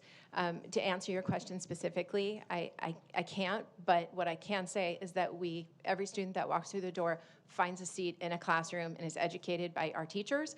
But again, I want to reiterate, we are under such federal and state mandates with this that we cannot ask questions, and there's only certain access we can have access to. Yeah, and I remember asking you before the board meeting this, which I already had the answer, and to be fair, that wasn't even my question. Like, I already knew that. I just want to know, broadly speaking, I mean, we're thinking about Southern California. I'm just thinking, could it affect our district without us asking? Could we, you know, could it create pressure? But I mean, you guys have answered, it's fine. Well, and in addition, you know, our enrollment numbers now are not the highest they've ever been. When we look at our schools, we have space. I wouldn't say there's, you know, a ton of extra space, but we're not crammed in there. Believe me, when I've seen other districts, they're crammed in their buildings. They're bringing out portables. They're making it happen. I don't see when I go out on campus, we're not in that place. And we you know, we have had many more students than we currently have now. We've served in the past. Right, so I like don't our foresee it's gonna be an enrollment was issue. lower this year than it was last year, so actually we could benefit, like, I'm just saying, that was broadly what I meant by the question, like, how does that? And with every student that enrolls comes the dollars to pay for that student. So Yeah. it's not like Yeah. we're gonna, Yeah. they're gonna come unfunded, we're gonna get, I mean, we wouldn't anyway, but if we got flooded with, you know, a bunch of kids, it's not like we'd have to figure out a way to pay for them. They would come with the And that funding comes that from was- Title I funding or things like that Well, when we the get state. enrollment? I mean, first of all, the state. It Right, depends no, on who the I'm kid is. asking. Yeah, I'm- 80, well, I You shouldn't know, answer, but it's just your. Literally, we gotta have conversation up here on the dais, thank you, thank It's you. just your ADA funding, the Yeah. attendance. That funding's beyond, you know, that could be additional funding, but basic ADA. I mean, I'm answering for Mrs. Lash, but. Yeah. And Dr. Komorowski, if I misunderstood your question, I apologize for that, but I will reiterate, we do have space available at our schools. We actually do. We have Yeah. some empty classrooms, some schools are completely full, but I probably perhaps misunderstood your question. But I do agree, and typically our students, or always our students, when they enroll with us, we do get ADA, we do get funding for those students from the state. And I know that the audience laughs a little bit. This is really complex. This understanding ADA and the funding of school districts and how enrollment works. It is a very complex. It is a very complex system. So, Thank you. Yeah. I would like to remind the room as well that there are a lot of people listening in the community, so there might be people well-versed here, and I think it's important to remember not everybody's on the same level, and these are questions that people have. So I think we should be really careful not to condescendingly not allow questions on the dais, because those are good questions. And where my thoughts go is not, how are we going to educate them? Because I know we will step up. But I also have the question of, these are children that have been through trauma, possibly trafficked. 50% of them have been trafficked as slaves. We're not even going into the sexual aspect. So here would be my question, if you'll give me a moment. Here would be my question.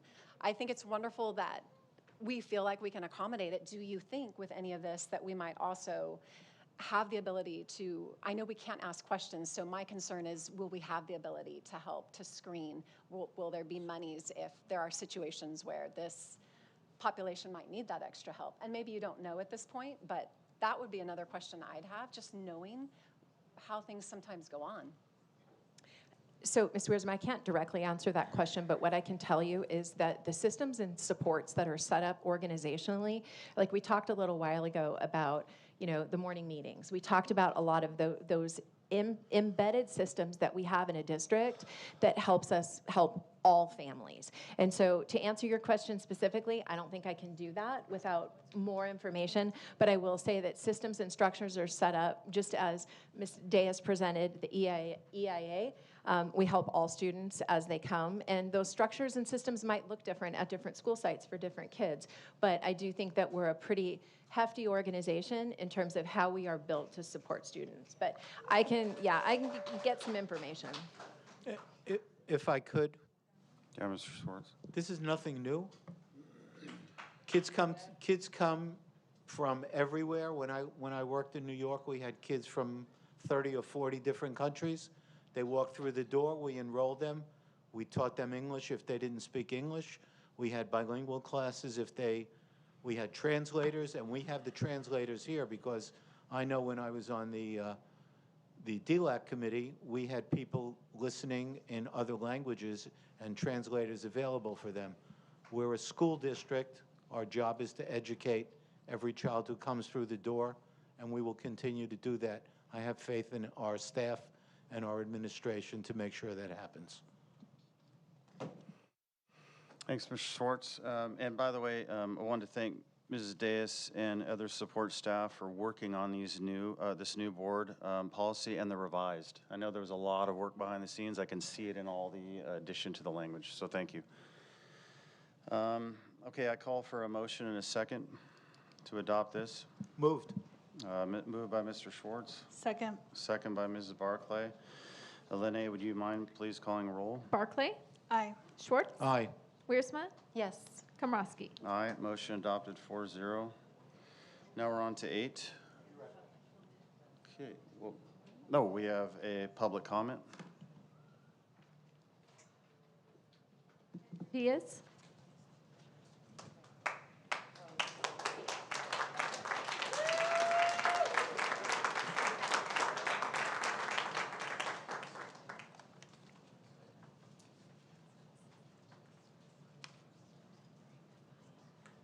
Just for the public hearing or the notice to the public hearing?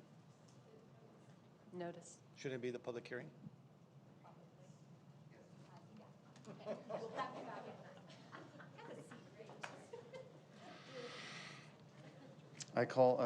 Notice to conduct a public hearing of the Temecula Valley Unified School District, Temecula Valley Educators Association, CTA/NEA Tentative Agreement, Article 7, Compensation and Benefits, September 18, 2023.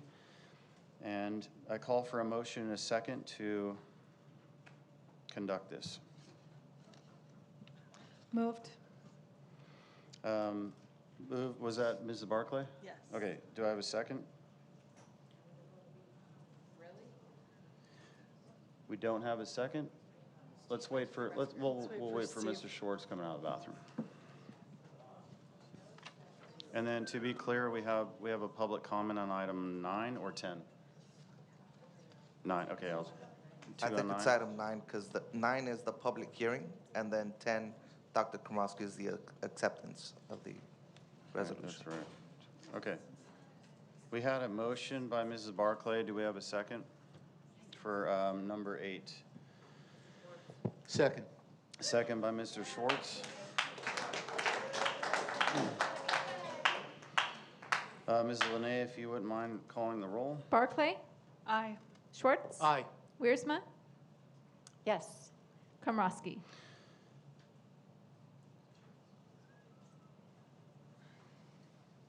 So motion adopted 3-0.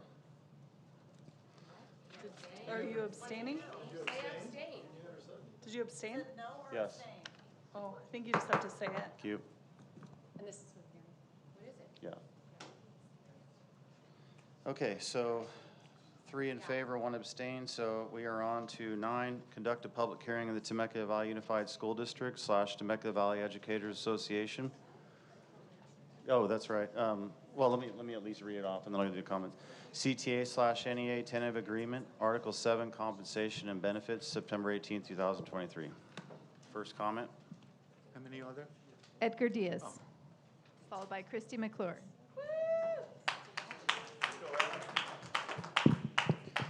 Well, I'm here as president of Temecula Valley Educators to endorse the passage of the negotiated agreement that was done through the bargaining process with TVA and TVUSD starting in the spring and concluded just a few weeks ago.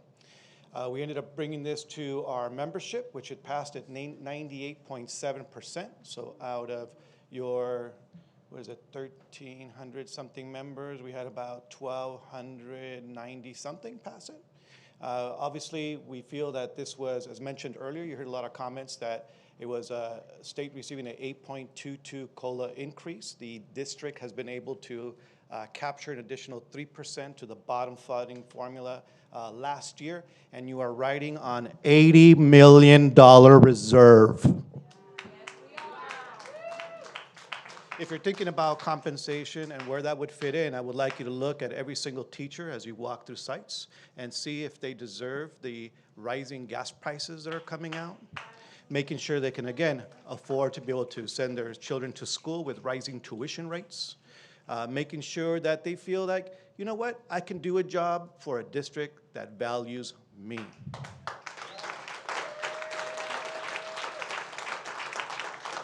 I didn't get to mention when I spoke earlier with classified how even in our special ed classrooms, we should be dealing with bigger issues. We should be dealing with employee safety when we have issues where we have teachers and aides getting hit, bitten. We should be dealing with how can we support students and classroom learning, but instead, here we are asking you for you to pass this compensation agreement. I ask that you fully endorse it. Sending us into a situation where we have now bargained and you have bargained unfairly will send you to impasse and on a path to a strike.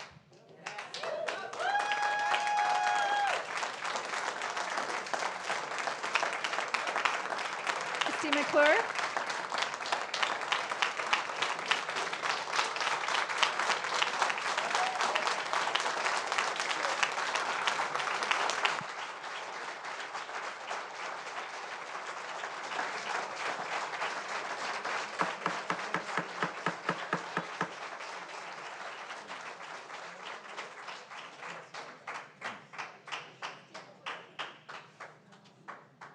Christy McClure.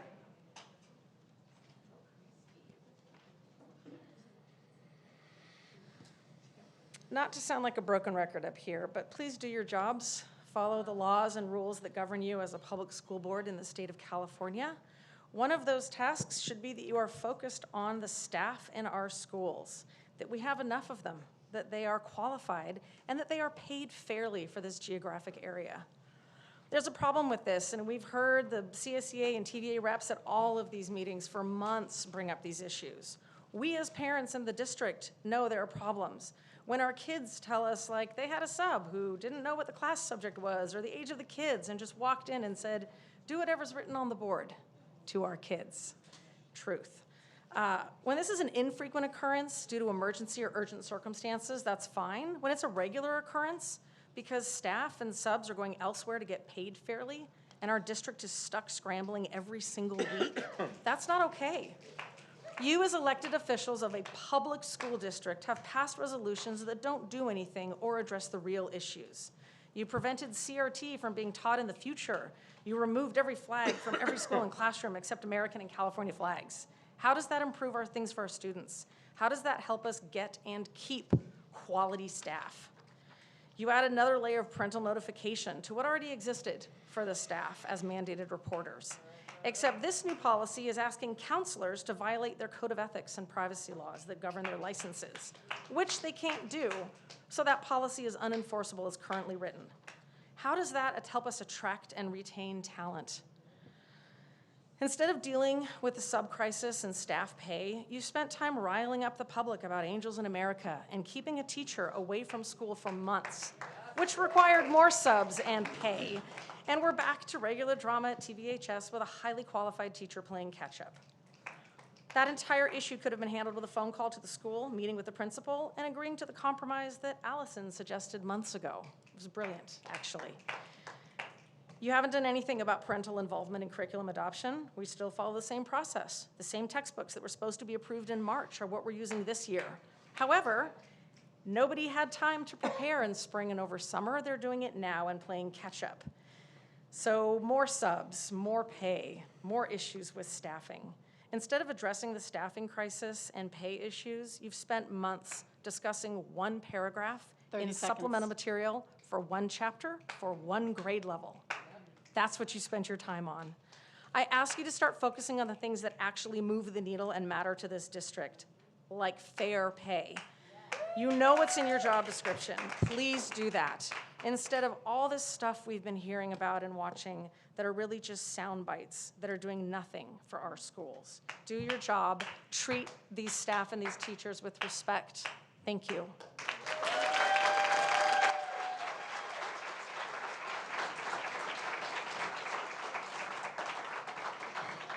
Okay, I call for a motion and a second to conduct this public hearing.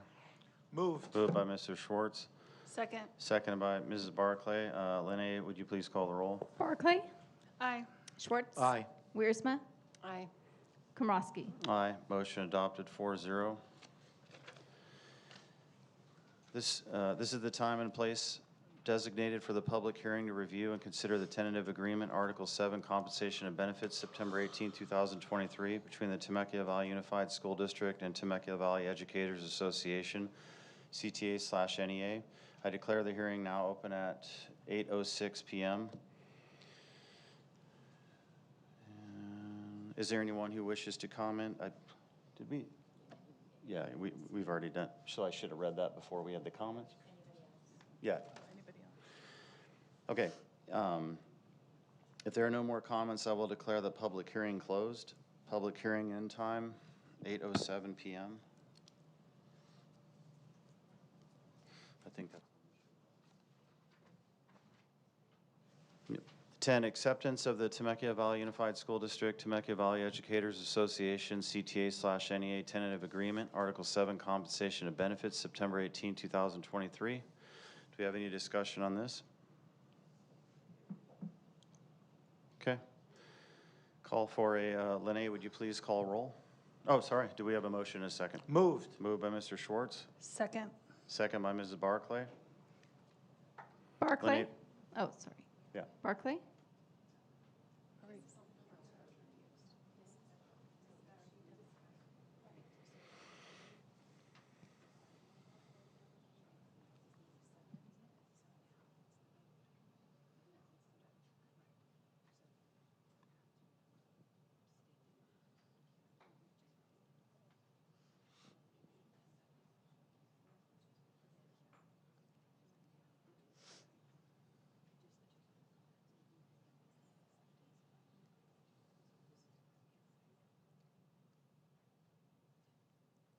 So we're on 10 right now. To accept. Correct, to accept, yeah. And we have a motion and a second on the floor. Yes. For TVEA. Yep. For the, Okay, for Barclay? TVEA. Yeah, this is for TVA number 10, to accept Aye. the contract. Oh, wait, well, that's what I was asking, before we take the vote, before we do the Lene? Oh, okay. Because I know one person was asking, is there any discussion before we go to roll? Okay. Discussion? Mr. Schwartz, did you have any? Yeah, we gave our negotiating team the parameters. They negotiated in good faith with our employees. We told them what we wanted to offer. They accepted it. I don't think there's any more discussion, but the vote, yes.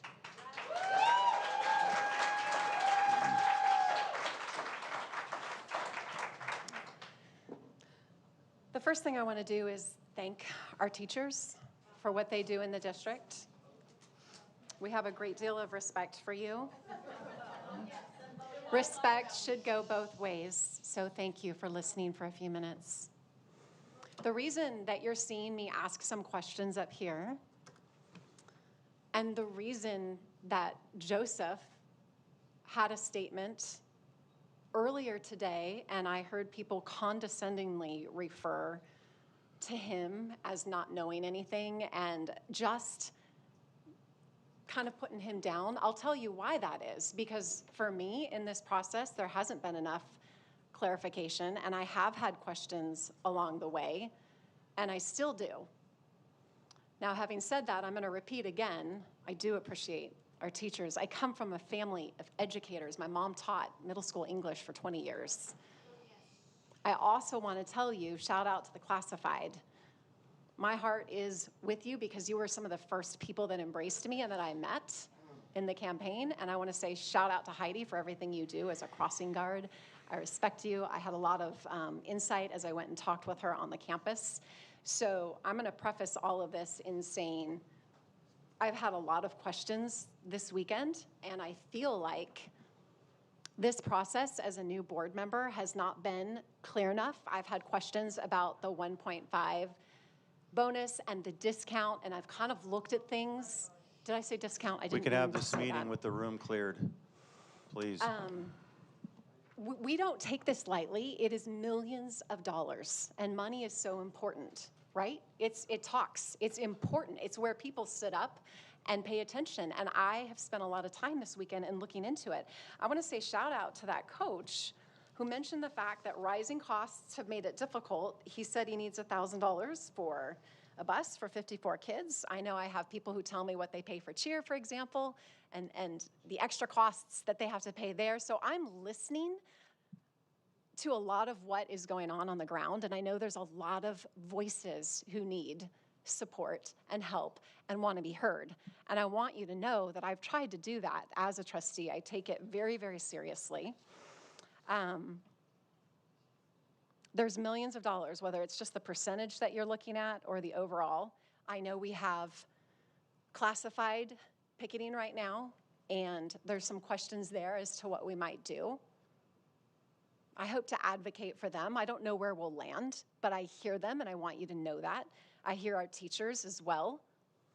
I feel like I'm at a place, and we're missing a colleague tonight, I'm at a place where I still have additional questions and things that I want to ask in terms of the money and the bonus, because it wasn't made clear enough. And I want to thank the people who work hard day in and day out. And I know we're not going to talk about what was enclosed, but there are times where people probably overestimate what they're communicating, what we're understanding, and I did do some homework and talk to other people, and I know there are trustees who have had kind of a constant communication with their superintendent to figure it out, because this is such a big deal. So there is a way to go through this process and be more educated, have a better understanding, and be able to take the time. And we know that raises are retroactive, right? So that's important to know. But for me, I need additional time. I need to be able to ask other questions, and I think we have some things going on in the district that can be addressed at the same time. So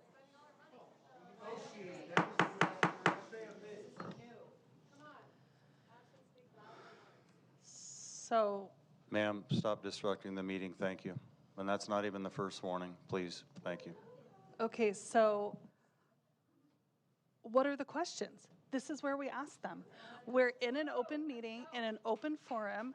This is where we ask questions. Plus, we have known that this was the proposal. This was negotiated within guidelines given by this board months ago, months and months and months and months ago, before this school year even began. If you don't understand something, it's on you to get the answers to your questions. We have known this was coming. It's no surprise. Why do the teachers have to wait longer? This was negotiated at the table on both sides. This is ridiculous to me that we're even having this back and forth discussion. I'm literally at a loss for words. We say we appreciate teachers.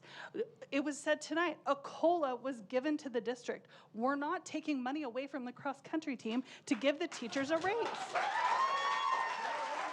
That's not how it works. We have listened to Mrs. Lash explain this to us many, many times. She would probably even talk to you over the weekend about it. If you have a question, I don't know what question you guys still have, because this has been explained to us.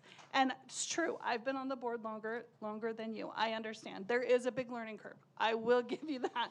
School finances are super, super complex. But it is on us as board members to keep asking the questions and not keep putting stuff off. Because you know what I would have liked to put off to get more information on? Hiring an attorney firm. I would have loved more information on that. You know what else I would have liked more information on? To wait and do our due diligence on? Was hiring a search firm. We didn't have time for that. Yeah, here we are. The most important decision, one of the most important decisions that we can make, and now you want to wait? I'm confused.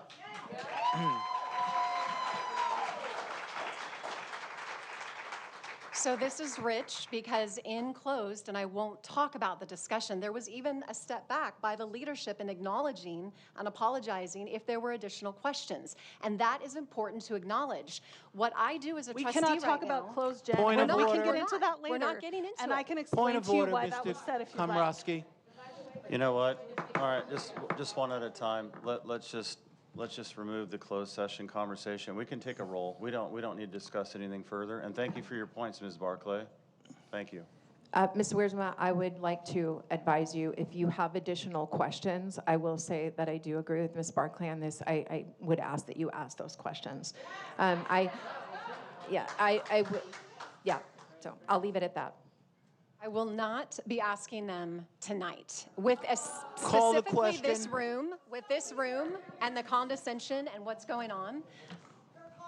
Part of what I do in my research is I do go outside and talk to trustees who are networked throughout the state, and I do try to understand a bigger picture. Quite frankly, sometimes I don't feel like I have the ability to trust everything that I'm told, and sometimes I do question it. So at this point, I am saying as a trustee, I want the additional time to ask the questions, to do the homework. I'm not doing it tonight, and to come back. And that's where I stand. I'm only one person. That's where I stand. And I feel like— Dr. Komrosky, may I comment? I'm done with the conversations out in that audience. This isn't your board meeting. Let the board discuss, or I'll clear the whole room. Point of order, Dr. Komrosky.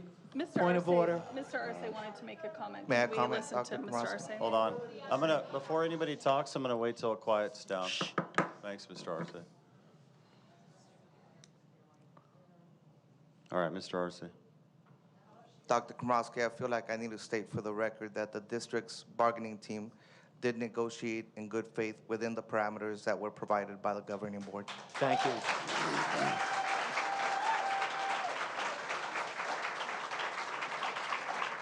I would like to say it's a governing board's responsibility to set the parameters for the district to negotiate. I was also, like Mrs. Wiersma well stated, I was unclear about this 1.5% bonus. But not only that, this Me Too movement with CSCA and our district, they're a cluster. They're all together. And I have no more further comments, but thank you, Mr. Arce, for stating that. I would like to go to roll, Lynette, because we already have a motion and a second on the floor. Barclay. Aye. Schwartz. Aye. Wiersma. Abstain. Komrosky. Abstain. Motion not adopted. Motion is adopted, 2-0. No, it's not. No, it's not. Motion is adopted, 2-0. Point of order. Point of order. There is no majority. You're wrong. Excuse me. Excuse me. Do we have someone here who's a parliamentarian who knows the Robert's Rules of Order? Anybody? Edgar? We can Edgar. right now make that very official and claim no and motion not adopted. We'll get legal on the phone. No, you already voted. You already We're getting voted. legal. 5-minute recess. That's it. 5-minute recess. Yeah. No, that's it. That's your first warning. Strike.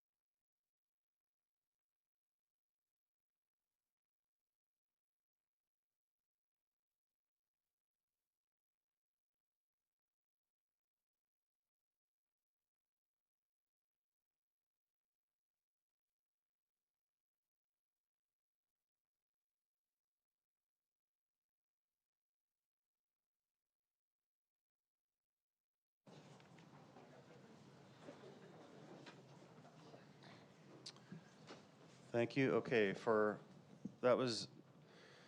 I begin, that was the first warning to the audience. If I have to give the second warning, everybody's going to be cleared. People that are identified not to be disruptive could be let back in, but I don't want to have to do that. But if I have to, I'm going to give another recess. The whole audience is cleared so we can conduct business. It got very disruptive. On that note, in item 10, the commitment is that will come back in October. From now till then, the board will work collectively with district admin, superintendent. This issue will be revisited in October. Joe, can you So now- clarify what happened with that vote? The vote was not adopted. So can you just explain, because I'm assuming you guys talked to legal and, is that true? A majority is 3 out of 4. There was 2 to abstain. The motion was not adopted. So we're So beyond that now. abstentions, well, I'm asking a question, is Oh, that yeah, all yeah, right? yeah. I just for myself want to understand what that rule is that we're following here. Yeah, it requires a majority of the board, and there was only a 2 vote, and that's not the majority of the Even board. with abstentions? Yeah, because we're a 4-person board. So we're going to move According to on. Robert's Rules of Order or according to Yeah. Ed Code? We're gonna move on, Mrs. Barclay. I've answered your I'm just question. asking, is it, what you know rule what? are we following? Just so I Yeah, know for we're the gonna future. have Dr. Velez answer, and please, thank you. Okay. So, Ms. Barclay, we did confirm with legal, and the matter falls with 2 that abstain on a 4-person board right now. So the matter fell. And so, as Dr. Komrosky said, it'll be brought back to the October 17th meeting. Okay. Thank you. Okay, we're on item 11. Now, on this item, I'm going to make the motion for items. Thank you. See yourself out. Thank you. Thank you. Thank you. We're just going to wait a couple of minutes. Thank you.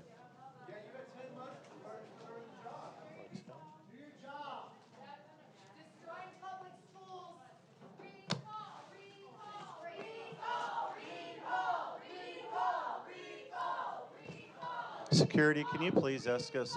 Yeah, they're just, thank you. Thank you.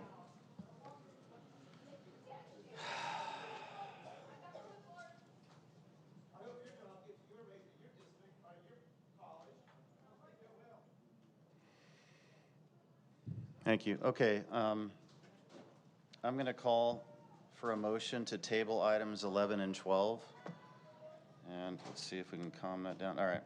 So I would ask that we table this item so that the board can gather more information. I'm asking staff to provide the board with more information on these salaries by providing comparative data, not only from within the district, but comparative districts. Then we could re-agendize the items for the October meeting once the information has been received. Then we'll make a motion to bring that back on October 17th, which is what I'm doing now for items 11 and 12. Do I have a motion and a second? I move. Do I have a second? Second. Lene, could you call the roll? Barclay, Nay. Okay. Schwartz, Nay. Wiersma, Yes. Komrosky. Yes, motion not adopted. So basically, we're on to item 11. So amendment- can I propose a different motion about 11, that we table that one, but we leave 12 on? Okay, so do we have a second? Second. Lene, would you call the roll, please? Sorry, Barclay, Aye. Schwartz, Aye. Wiersma, No. Komrosky. No, but here we are now. So now It's what we we're just- stuck, so It's what we agreed on. yeah, That's what we agreed on. so That's what I'm actually, confused about. well, the discussion, yeah. We were thinking about, quite honestly, we were thinking about a rowdy audience, but now that I'm a little bit at peace thinking about it, we did agree on 11, so we can't be stuck in a standstill, obviously, because we have the agenda. So let's call the roll again to keep 11, and we'll go to 12. Sorry, Lene, one more time. I'm sorry, could you clarify what you Yeah, just said? this is a motion to keep 11, No, sorry, to wait. table Table 11 11. for October meeting with all the language that I just said, you know, district information, all that, and then we'll go to 12. Okay. Barclay, Aye. Schwartz, Aye. Wiersma, Oh, by the way, do we have a motion and a second? Moved. Moved by Mr. Schwartz. Second. Seconded by Mrs. Barclay, and then, sorry, Lenny. that's okay. Yeah. Barclay, Aye. Schwartz, Yes. Wiersma, Yes. Komrosky. Yes, motion adopted 4-0. Thank you, Lene. So now we're on to item 12, revised certificated substitute salary schedule 2023-24. I could speak a little bit to this item if you'd like, Dr. Komrosky. Sure, Mr. Arce. So the governing board provided direction that the district bring forward an option to effectively increase the daily rates for our certificated substitutes.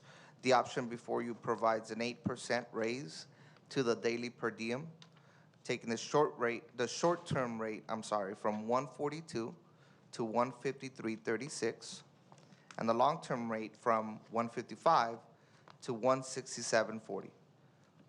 This would be an 8% ongoing increase to our certificated substitutes, and it would align with the compensation increase recommended for other employee groups. As part of the structure of this option, we also include an increase to the bonus amount at each of the 4 tiers.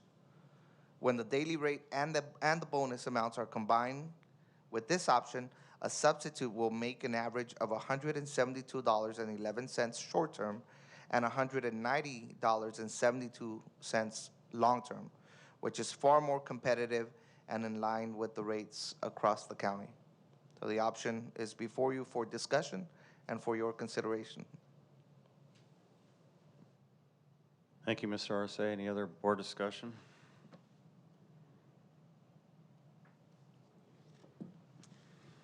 I just want to thank those of you who have written letters and expressed concern. For me, I'm for our subs. I know it's a difficult job for the people on the ground that try to do the puzzle every day. Thank you for what you do. I know it can be stressful.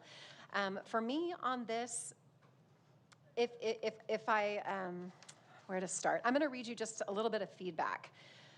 This was from one individual who said, the idea of a bonus structure again this year is not great in my opinion.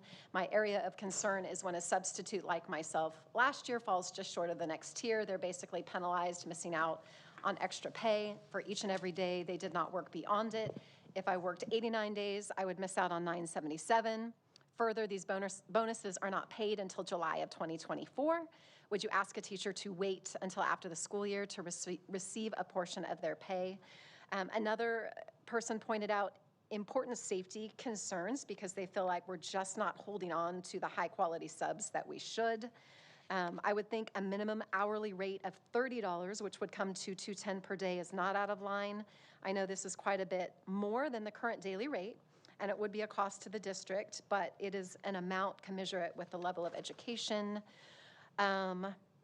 Another person said, on average, during the 2022-2023 school year, I would say there were 15 to 20 teachers out daily. Sometimes it would take, it would reach 30 absences, and a little over half of these positions were picked up by substitutes. That scenario made the job really difficult. It was the responsibility of me alone, literally puzzling coverage together by teachers with prep periods. We used counselors at the request of admin with the HRD approval. There just weren't enough teachers to cover an entire day. Please note, teachers filling the gaps are making their hourly rate of pay to cover. So if 20 teachers are out, there's 10 subs, then they fill it with 10 teachers. Let's just say each teacher had 5 periods and 1 prep. That's 50 periods that need to be filled. Multiply that by most veteran teacher salaries, and I can't see why the district couldn't consider increasing the substitute's daily rate to pay a more competitive rate with other districts. We can't make classified substitutes feel less than by leaving them out. This was a good letter that somebody offered on that end. Please see the importance of increasing daily pay to at least $170 per day, since that works out to be $24 per hour. So there's just a lot of thoughts out there, and this was just probably 3 or 4 of the letters. I am for subs, I am for classified, I am for teachers. With this, I would prefer that we even come back with something other than what's here. So that's kind of where I'm at, and that's the perspective that I've gained from talking to people on the ground and the people who try to schedule subs. Again, I know it's a difficult job, and we want to be sure that the best subs are kept at Temecula, and many of them want to be here, but if it's $40 or $50 or $60 more, they may go north and they may go south, and they're going to do it to pay the gas bill or whatever it is. So that's just kind of what I wanted to share, but I know there's other perspectives.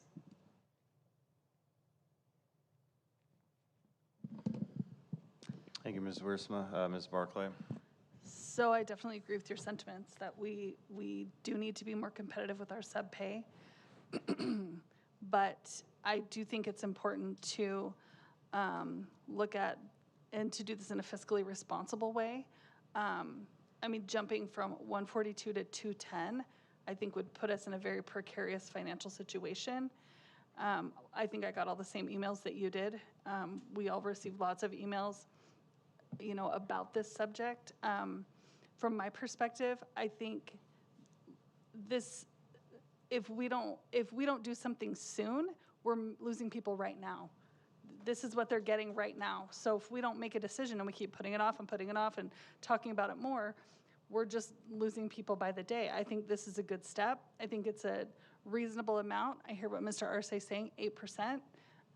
That's in line with COLA. That's in line with what, what we were hoping to pass for TVA. So I feel like this is a good starting point. It doesn't mean this is where we're going to end, but I think that it's something that makes sense for us fiscally and falls in line with our COLA and our budget. So here's another question I have, and I'm not sure who could best answer this, but in looking at bringing some of these financial matters back, does it make sense at all to have this as part of the conversation so that we're even-handed across the board, looking at each and every category, and then discussing things that might not have been discussed, or what's the perspective on that? Joseph, I don't know if you would have an opinion. What do you mean by each and every category? I'm just saying we're looking at TVEA, where classified's going on. We're looking at sub-pay, which is different. So I'm just wondering if it makes sense. Well, we don't get to decide that. That's through negotiations. Right, I understand that. And with the subs, it's a totally different case. Yeah. And I understand that, and I want to do this, but I'm just wondering if there's further thought with making this even better. I don't Well, know. for me, it all comes down to, do we break the Me Too, which is not legally binding, and I know it's been historical within the district, but let's say we started with the subs and said, hey, I want more than 8%. Does that mean TVA, CSEA, and then district all want 8% as well? That's where we're at. I feel like it's a cluster. And can we break up the cluster? So we need to have more clarity on that. So, I mean, I think it's important that, I mean, I don't like calling it Me Too. I think what has been discussed is that what results when those other categories we're discussing is salary compression. So when you're raising one level and you're not raising the top level, then people get too close, you know? And so this is what we're talking about. It's not necessarily Me Too, it's what's fair and what's equitable. It doesn't mean like it's automatic, like you're saying. It doesn't have to be automatic. It's traditional, but it doesn't have to be. But when you're looking at how do you fairly and equitably go across the board with people's raises, a percentage rate is the way that business in general does it. Most organizations in the world, that's what you look at, is you raise the percentage at each level commensurate with one another. So it might be a little bit off, but it's not necessarily a Me Too, but it's just a business model. Right, well, when you mention equitable, you know, I've seen the diagrams. You have a kid, you know, high on a stack of books, kid in the middle, kid on the lower, and then, you know, equality, like one kid can't see over the fence. If we go down that line, we might say, well, hell, it's more equitable that the subs get 12%. And maybe TVA, they wanted 8, maybe CSA, maybe it's more equitable when they're not the same. So it's kind of funny you're using that word, because that's what it would mean, is breaking up the cluster of Me Too. straight make a across is I not don't equitable. I feel like you're talking about apples and oranges. That's not what we're talking about. We're talking That's- about different positions there, and so much goes into each position. It's not that black and white. Yeah, and I'm not The saying, by the way, training that and we the have to break it. education and the Yeah. daily rate and the benefits and the hours worked, and do you get overtime or not overtime? There's so much, and that's why we are not the experts. Us four of us here tonight, we're not experts. I would never claim to be an expert on not one thing we learned about in these meetings. We are here to provide guidance and to make sure that everything is done on the up and up and that we're following the law. That's literally the role of the board. All of the people around here, they're the experts. We don't know. We don't know, and we will never know. I will never know what it goes into making a budget. I want to understand it at the basic level so that we can make sure everything looks good, but we have to be careful when we're trying to read every detail on every single thing and dive super, super deep into this. We're never going to have the expertise that we have, that this district and these people bring to us. But because we're not experts, we're asking the additional questions, and I want people to understand that. We want to take the time, and I respect But you what don't you're trust saying. the answers, Jen. You already said Yeah, that. whenever You she's don't done. trust the answers. So that's what the problem is. That's not what I said. You said you don't always trust the answers you're given. So that's a core issue, that we have to trust these experts that work at this district, that created this district into the high-performing district that it is. We have to trust them.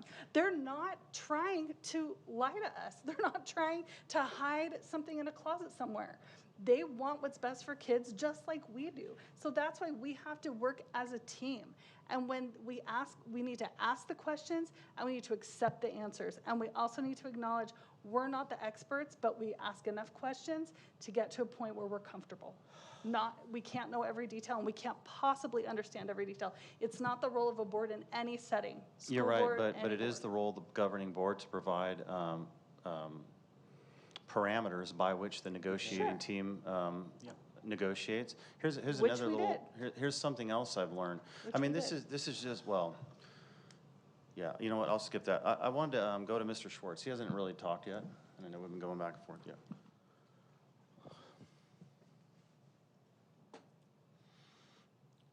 There's a time to give direction to our negotiators, which we did. We told them what our parameters were. We agreed on that. And now we're questioning and questioning and questioning. We're getting to the point of this being ridiculous. We gave them the parameters. They negotiated in good faith. The teachers' union negotiated in good faith. They accepted what we gave them, and now we're going back to the drawing board again. This is ridiculous. I'm sorry. Same thing with the substitutes. We told them that we wanted to get a reasonable offer. It's here, and now we're going to go back and question again. Are we going to just keep questioning and questioning and questioning forever, or are we ever going to make a decision? Enough already. All right.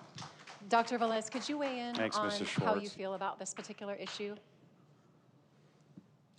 This is within the board's purview. It is up to the board in terms of what they would like to do in this situation.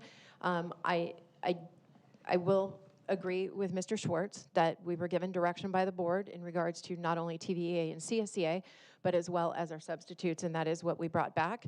I am concerned about kind of moving forward with a compensation package or looking at tiered rates for substitutes outside of having a settlement with TVEA and CSEA. And that would be my hesitation as well. I would like to bring them all back together because that gives the full context of the picture, and we will get to a decision. It is good for a board to question things and to ask. We've never said we're going to rubber stamp things and do the expected. At the same time, I want people to know we're going to arrive, we're going to be there, but we're going to do the due diligence and we're going to ask the questions. And I'm excited to sit down and get more information. This wasn't optimal, but in the end, it is going to be, because we are going to get to the point of where we need to be and be able to explain it and understand it and do it across the board. So that's my thought on this. Not that I want to delay it necessarily, but I think I would like to bring it all back together. That's just my perspective. All right, I say we take this to vote. Do we have a motion and a second, unless there's any other discussion? May I make a quick clarification? Oh, yeah, Dr. Mr. Kamas? Arce, certainly. Yeah, I know that the phrase "Me Too" has been used, and just for clarification, "Me Too" is typically known as a process that's agreed upon within a collective bargaining agreement, whereby one employee group will likely get the same compensation deal as another. And so those are traditionally seen in collective bargaining agreements or an MOU. In our case, we do not have Me Too language. We do have a well-established practice of offering the same compensation deal, whether it be a combination of ongoing and off schedule for all of our employee groups. We negotiate that with both TVA and CSCA through the collective bargaining agreement process and negotiations.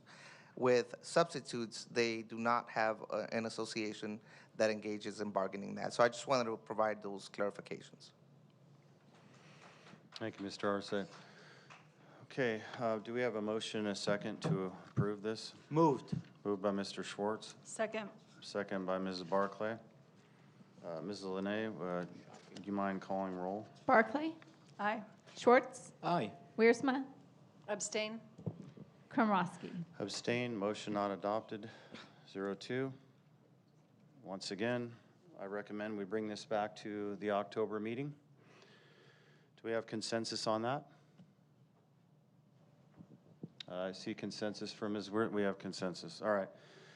Negotiate, and just to be clear, we have to go into closed session to quickly deal with two things after this. Negotiations update. Yeah, just very briefly, we'll continue working with TVA on some subcommittees that we want to reconvene to problem solve some topics for discussions. And we will meet with CSCA on October 4th and October 27th, for continued negotiations discussions. That's it for me, Dr. Kromowski. Thank you. Thanks, Mr. Arce. Board comments? Anybody who wants to go on this? Mr. Schwartz. I think I've said all I wanted to say, but I will say, we bargained in good faith with the teachers union, and for this not to be approved is a travesty, absolute travesty, to go in one way and bargain in good faith and then turn around and say, I need more information. It's a joke, I'm sorry. It's a clown show. Danny's not here to say it, but it's a clown show. Thank you, Mr. Schwartz. Ms. Barclay or Ms. Wiersma? Ms. Barclay. Thanks. Yeah, I mean, like I've said tonight already, not to beat a dead horse, but here we are. We want to rush into certain things, and we want to wait and do our due diligence on others. We have a contract with an organization right now that was rushed into. We paid someone $50,000 for a job that they did in 2 other local districts for $25,000, and another district twice our size for $38,000.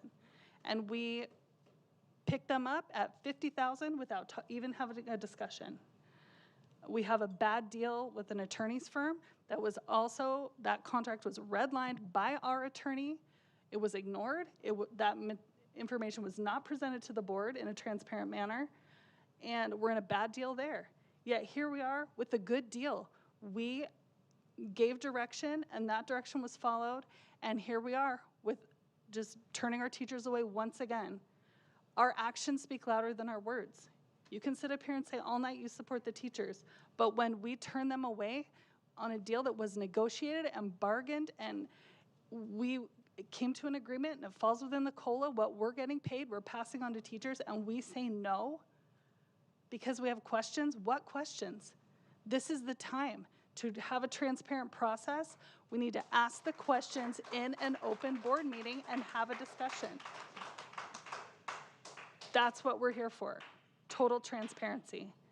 And it's sad that our teachers feel so under and unappreciated, and that we're focusing on all the wrong things.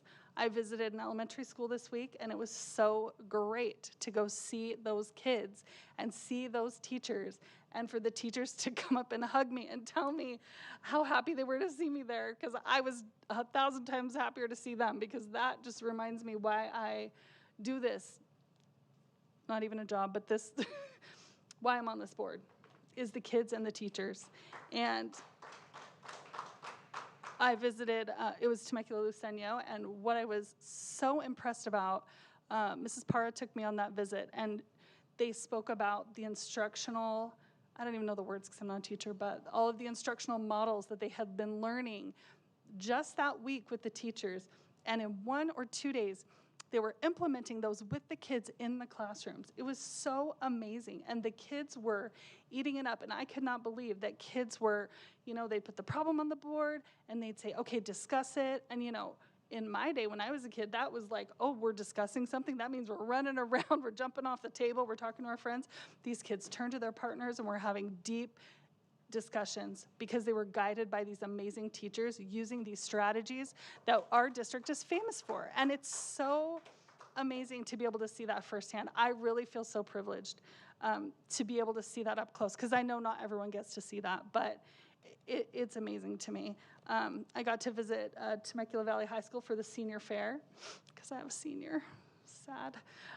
But they did such a great job presenting all the options for the senior year, and there were so many parents there. And when I first I got there a little bit early, and there was hardly anyone there, and I thought, oh gosh, is this the parent involvement? And by the time it started, the whole theater was full. And it was so great to see so many parents there and so many parents involved with our district, because I know that's been our objective for a long time.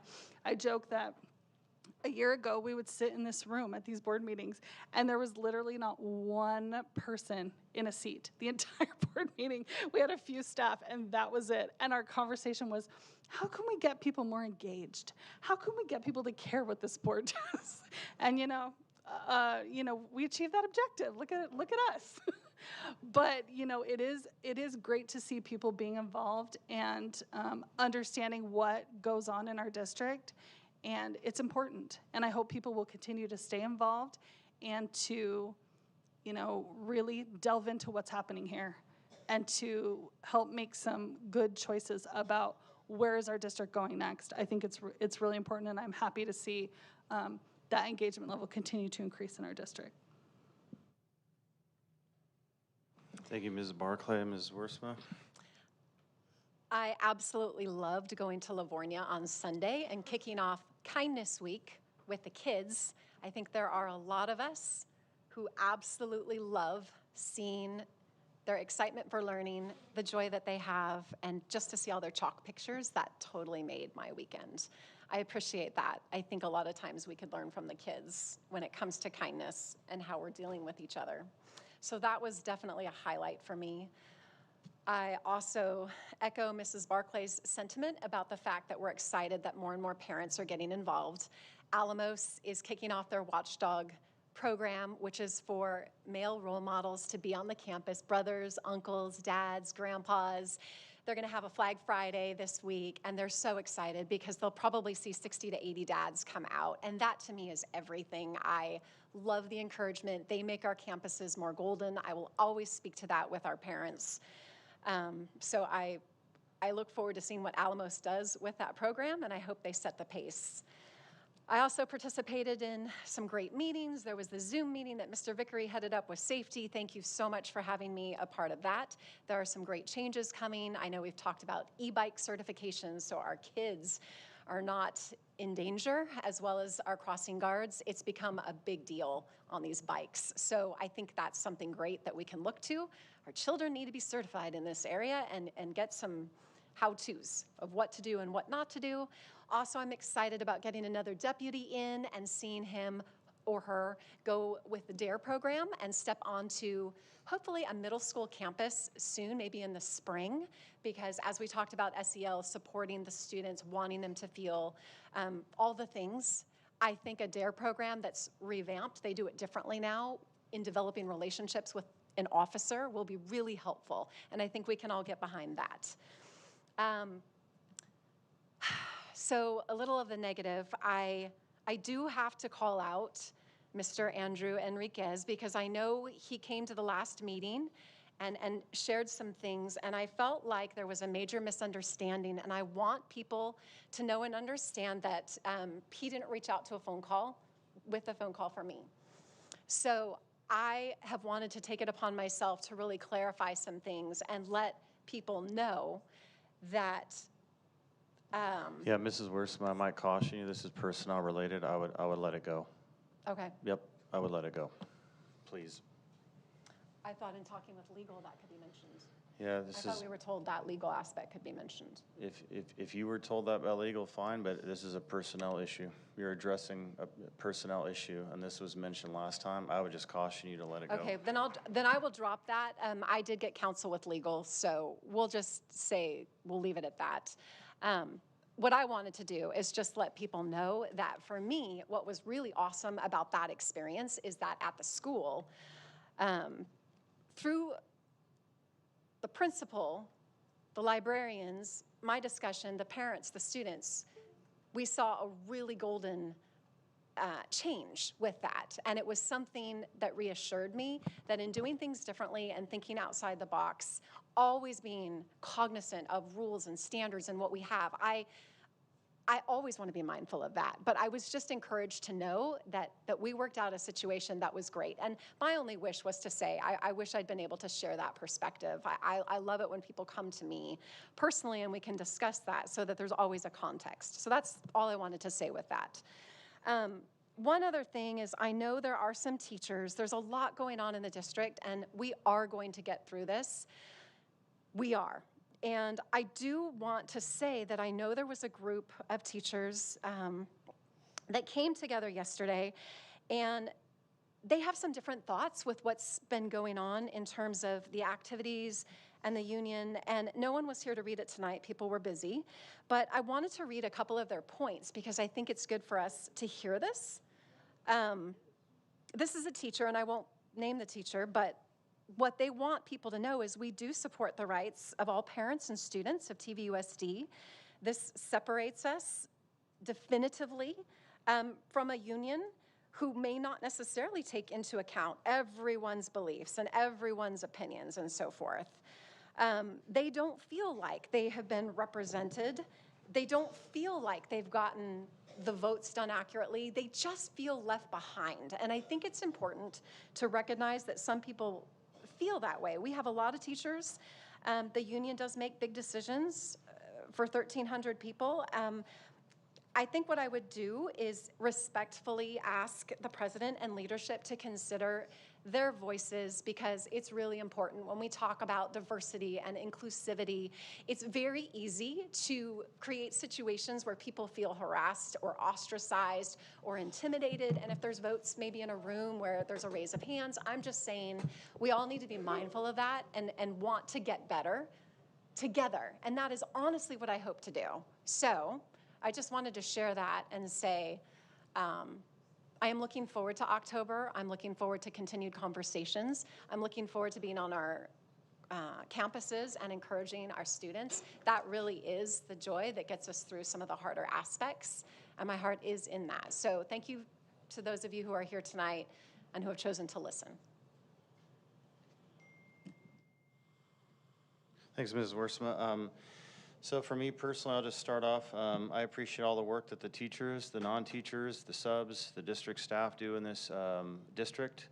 Just because I don't feel confident in this vote and just because I push pause doesn't mean that I don't have the right to do it. I am not somebody who rubber stamps something. I'm somebody who wants to have confidence in my vote, and I want additional information and answers. For me, there was a cluster effect going on, this Me Too, and thank you, Mr. Arce, for disambiguating that earlier.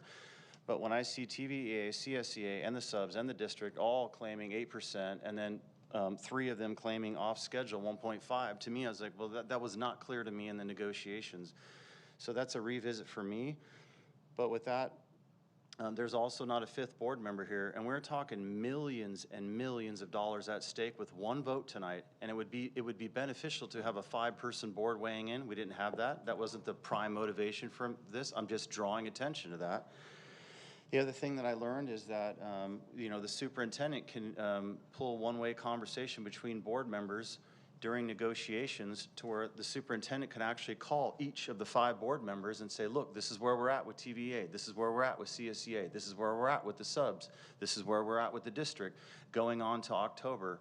And I commit myself to that process diligently, to meeting with admin and the superintendent, and I can't speak for anybody else, but that's what I'm gonna do. So,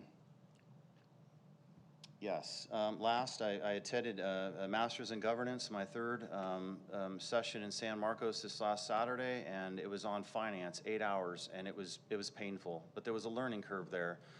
And again, because we ask questions and because there's frustration and because there's a lack of clarity, doesn't mean that we don't know what we're doing. I would urge anybody who's not sitting on a governing board that hasn't been voted in, you don't understand what it's like to get overwhelmed with the magnitude of things to learn. And that doesn't mean you just learn it all. Oh, just Google it. I've heard that. This is just insane. There is a learning curve, and it requires processing and asking questions, sometimes over and over, and asking difficult questions in closed session, open session. But my commitment, though, and I don't know what CSEA is going to do. I know TVA will pull this back in October. Put this back in October. The sub will be brought back in October. And then the other one with the district will be brought back as well. Maybe CSEA's on there, and all 4 of them, we can start hashing it out then. It's not the end of the world, and here's why. This is all retroactive to the beginning of the fiscal year in July 1st. I know that. It's something I learned in the Master's in Governance during finances. This isn't the end of the world. If there is a raise to come, and if it's the exact same raise tonight presented to TVA, guess what? You haven't lost $1 because it's retroactive to July 1st. So I just want to clear that out for the people that aren't here attending this meeting so that you know what's going on, because there's a lot of confusion presented on this dais. There's a lot of threatening language, there's a lot of, cussing, whatever. But that's just my commitment. And last but not least, this is a plug for something that's happening at Chaparral High School this Saturday. It's the U.S. Open, massive soccer tournament throughout the entire United States. All the clubs, MLS clubs. We have a semi-pro club here in Temecula called the FC Quails. They're going to be playing Murrieta. Go Temecula. I'll be there. So I hope that people can show up. Let's go to Chaparral High School, become a part of the soccer, try to get as many people there as we can. That's it for me.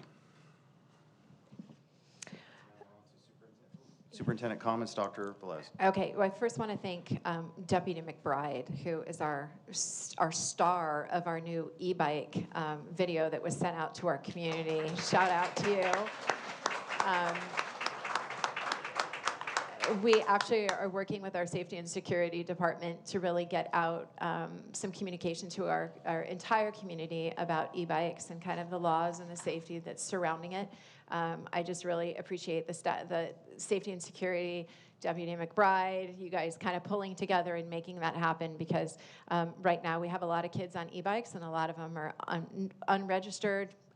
They're riding them kind of wildly through the streets. And so out of care and concern for our kids, thank you for that. Thank you, Jason, for kind of following up on that and kind of getting that done.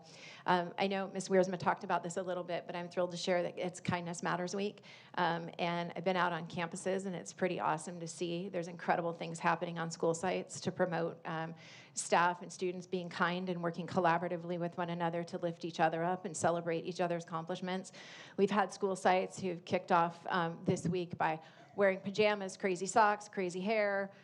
There were chalk drawings at Livornia just this last week, and it's really fun to see what's happening on a lot of these campuses and the communication and really the influence that a lot of our incredible teachers and our classified staff have on our students, and really embedding this and making this an important part of not only the school year but every day in TVUSD. And I would like to finish with this. Just that executive cabinet, including myself, and I have always been here. We have been transparent, we have been honest, and we have been available for questions at any time. If there's any questions from board members, we will continue to strive for collaboration for this outstanding organization and the individuals who continue to serve our students every day.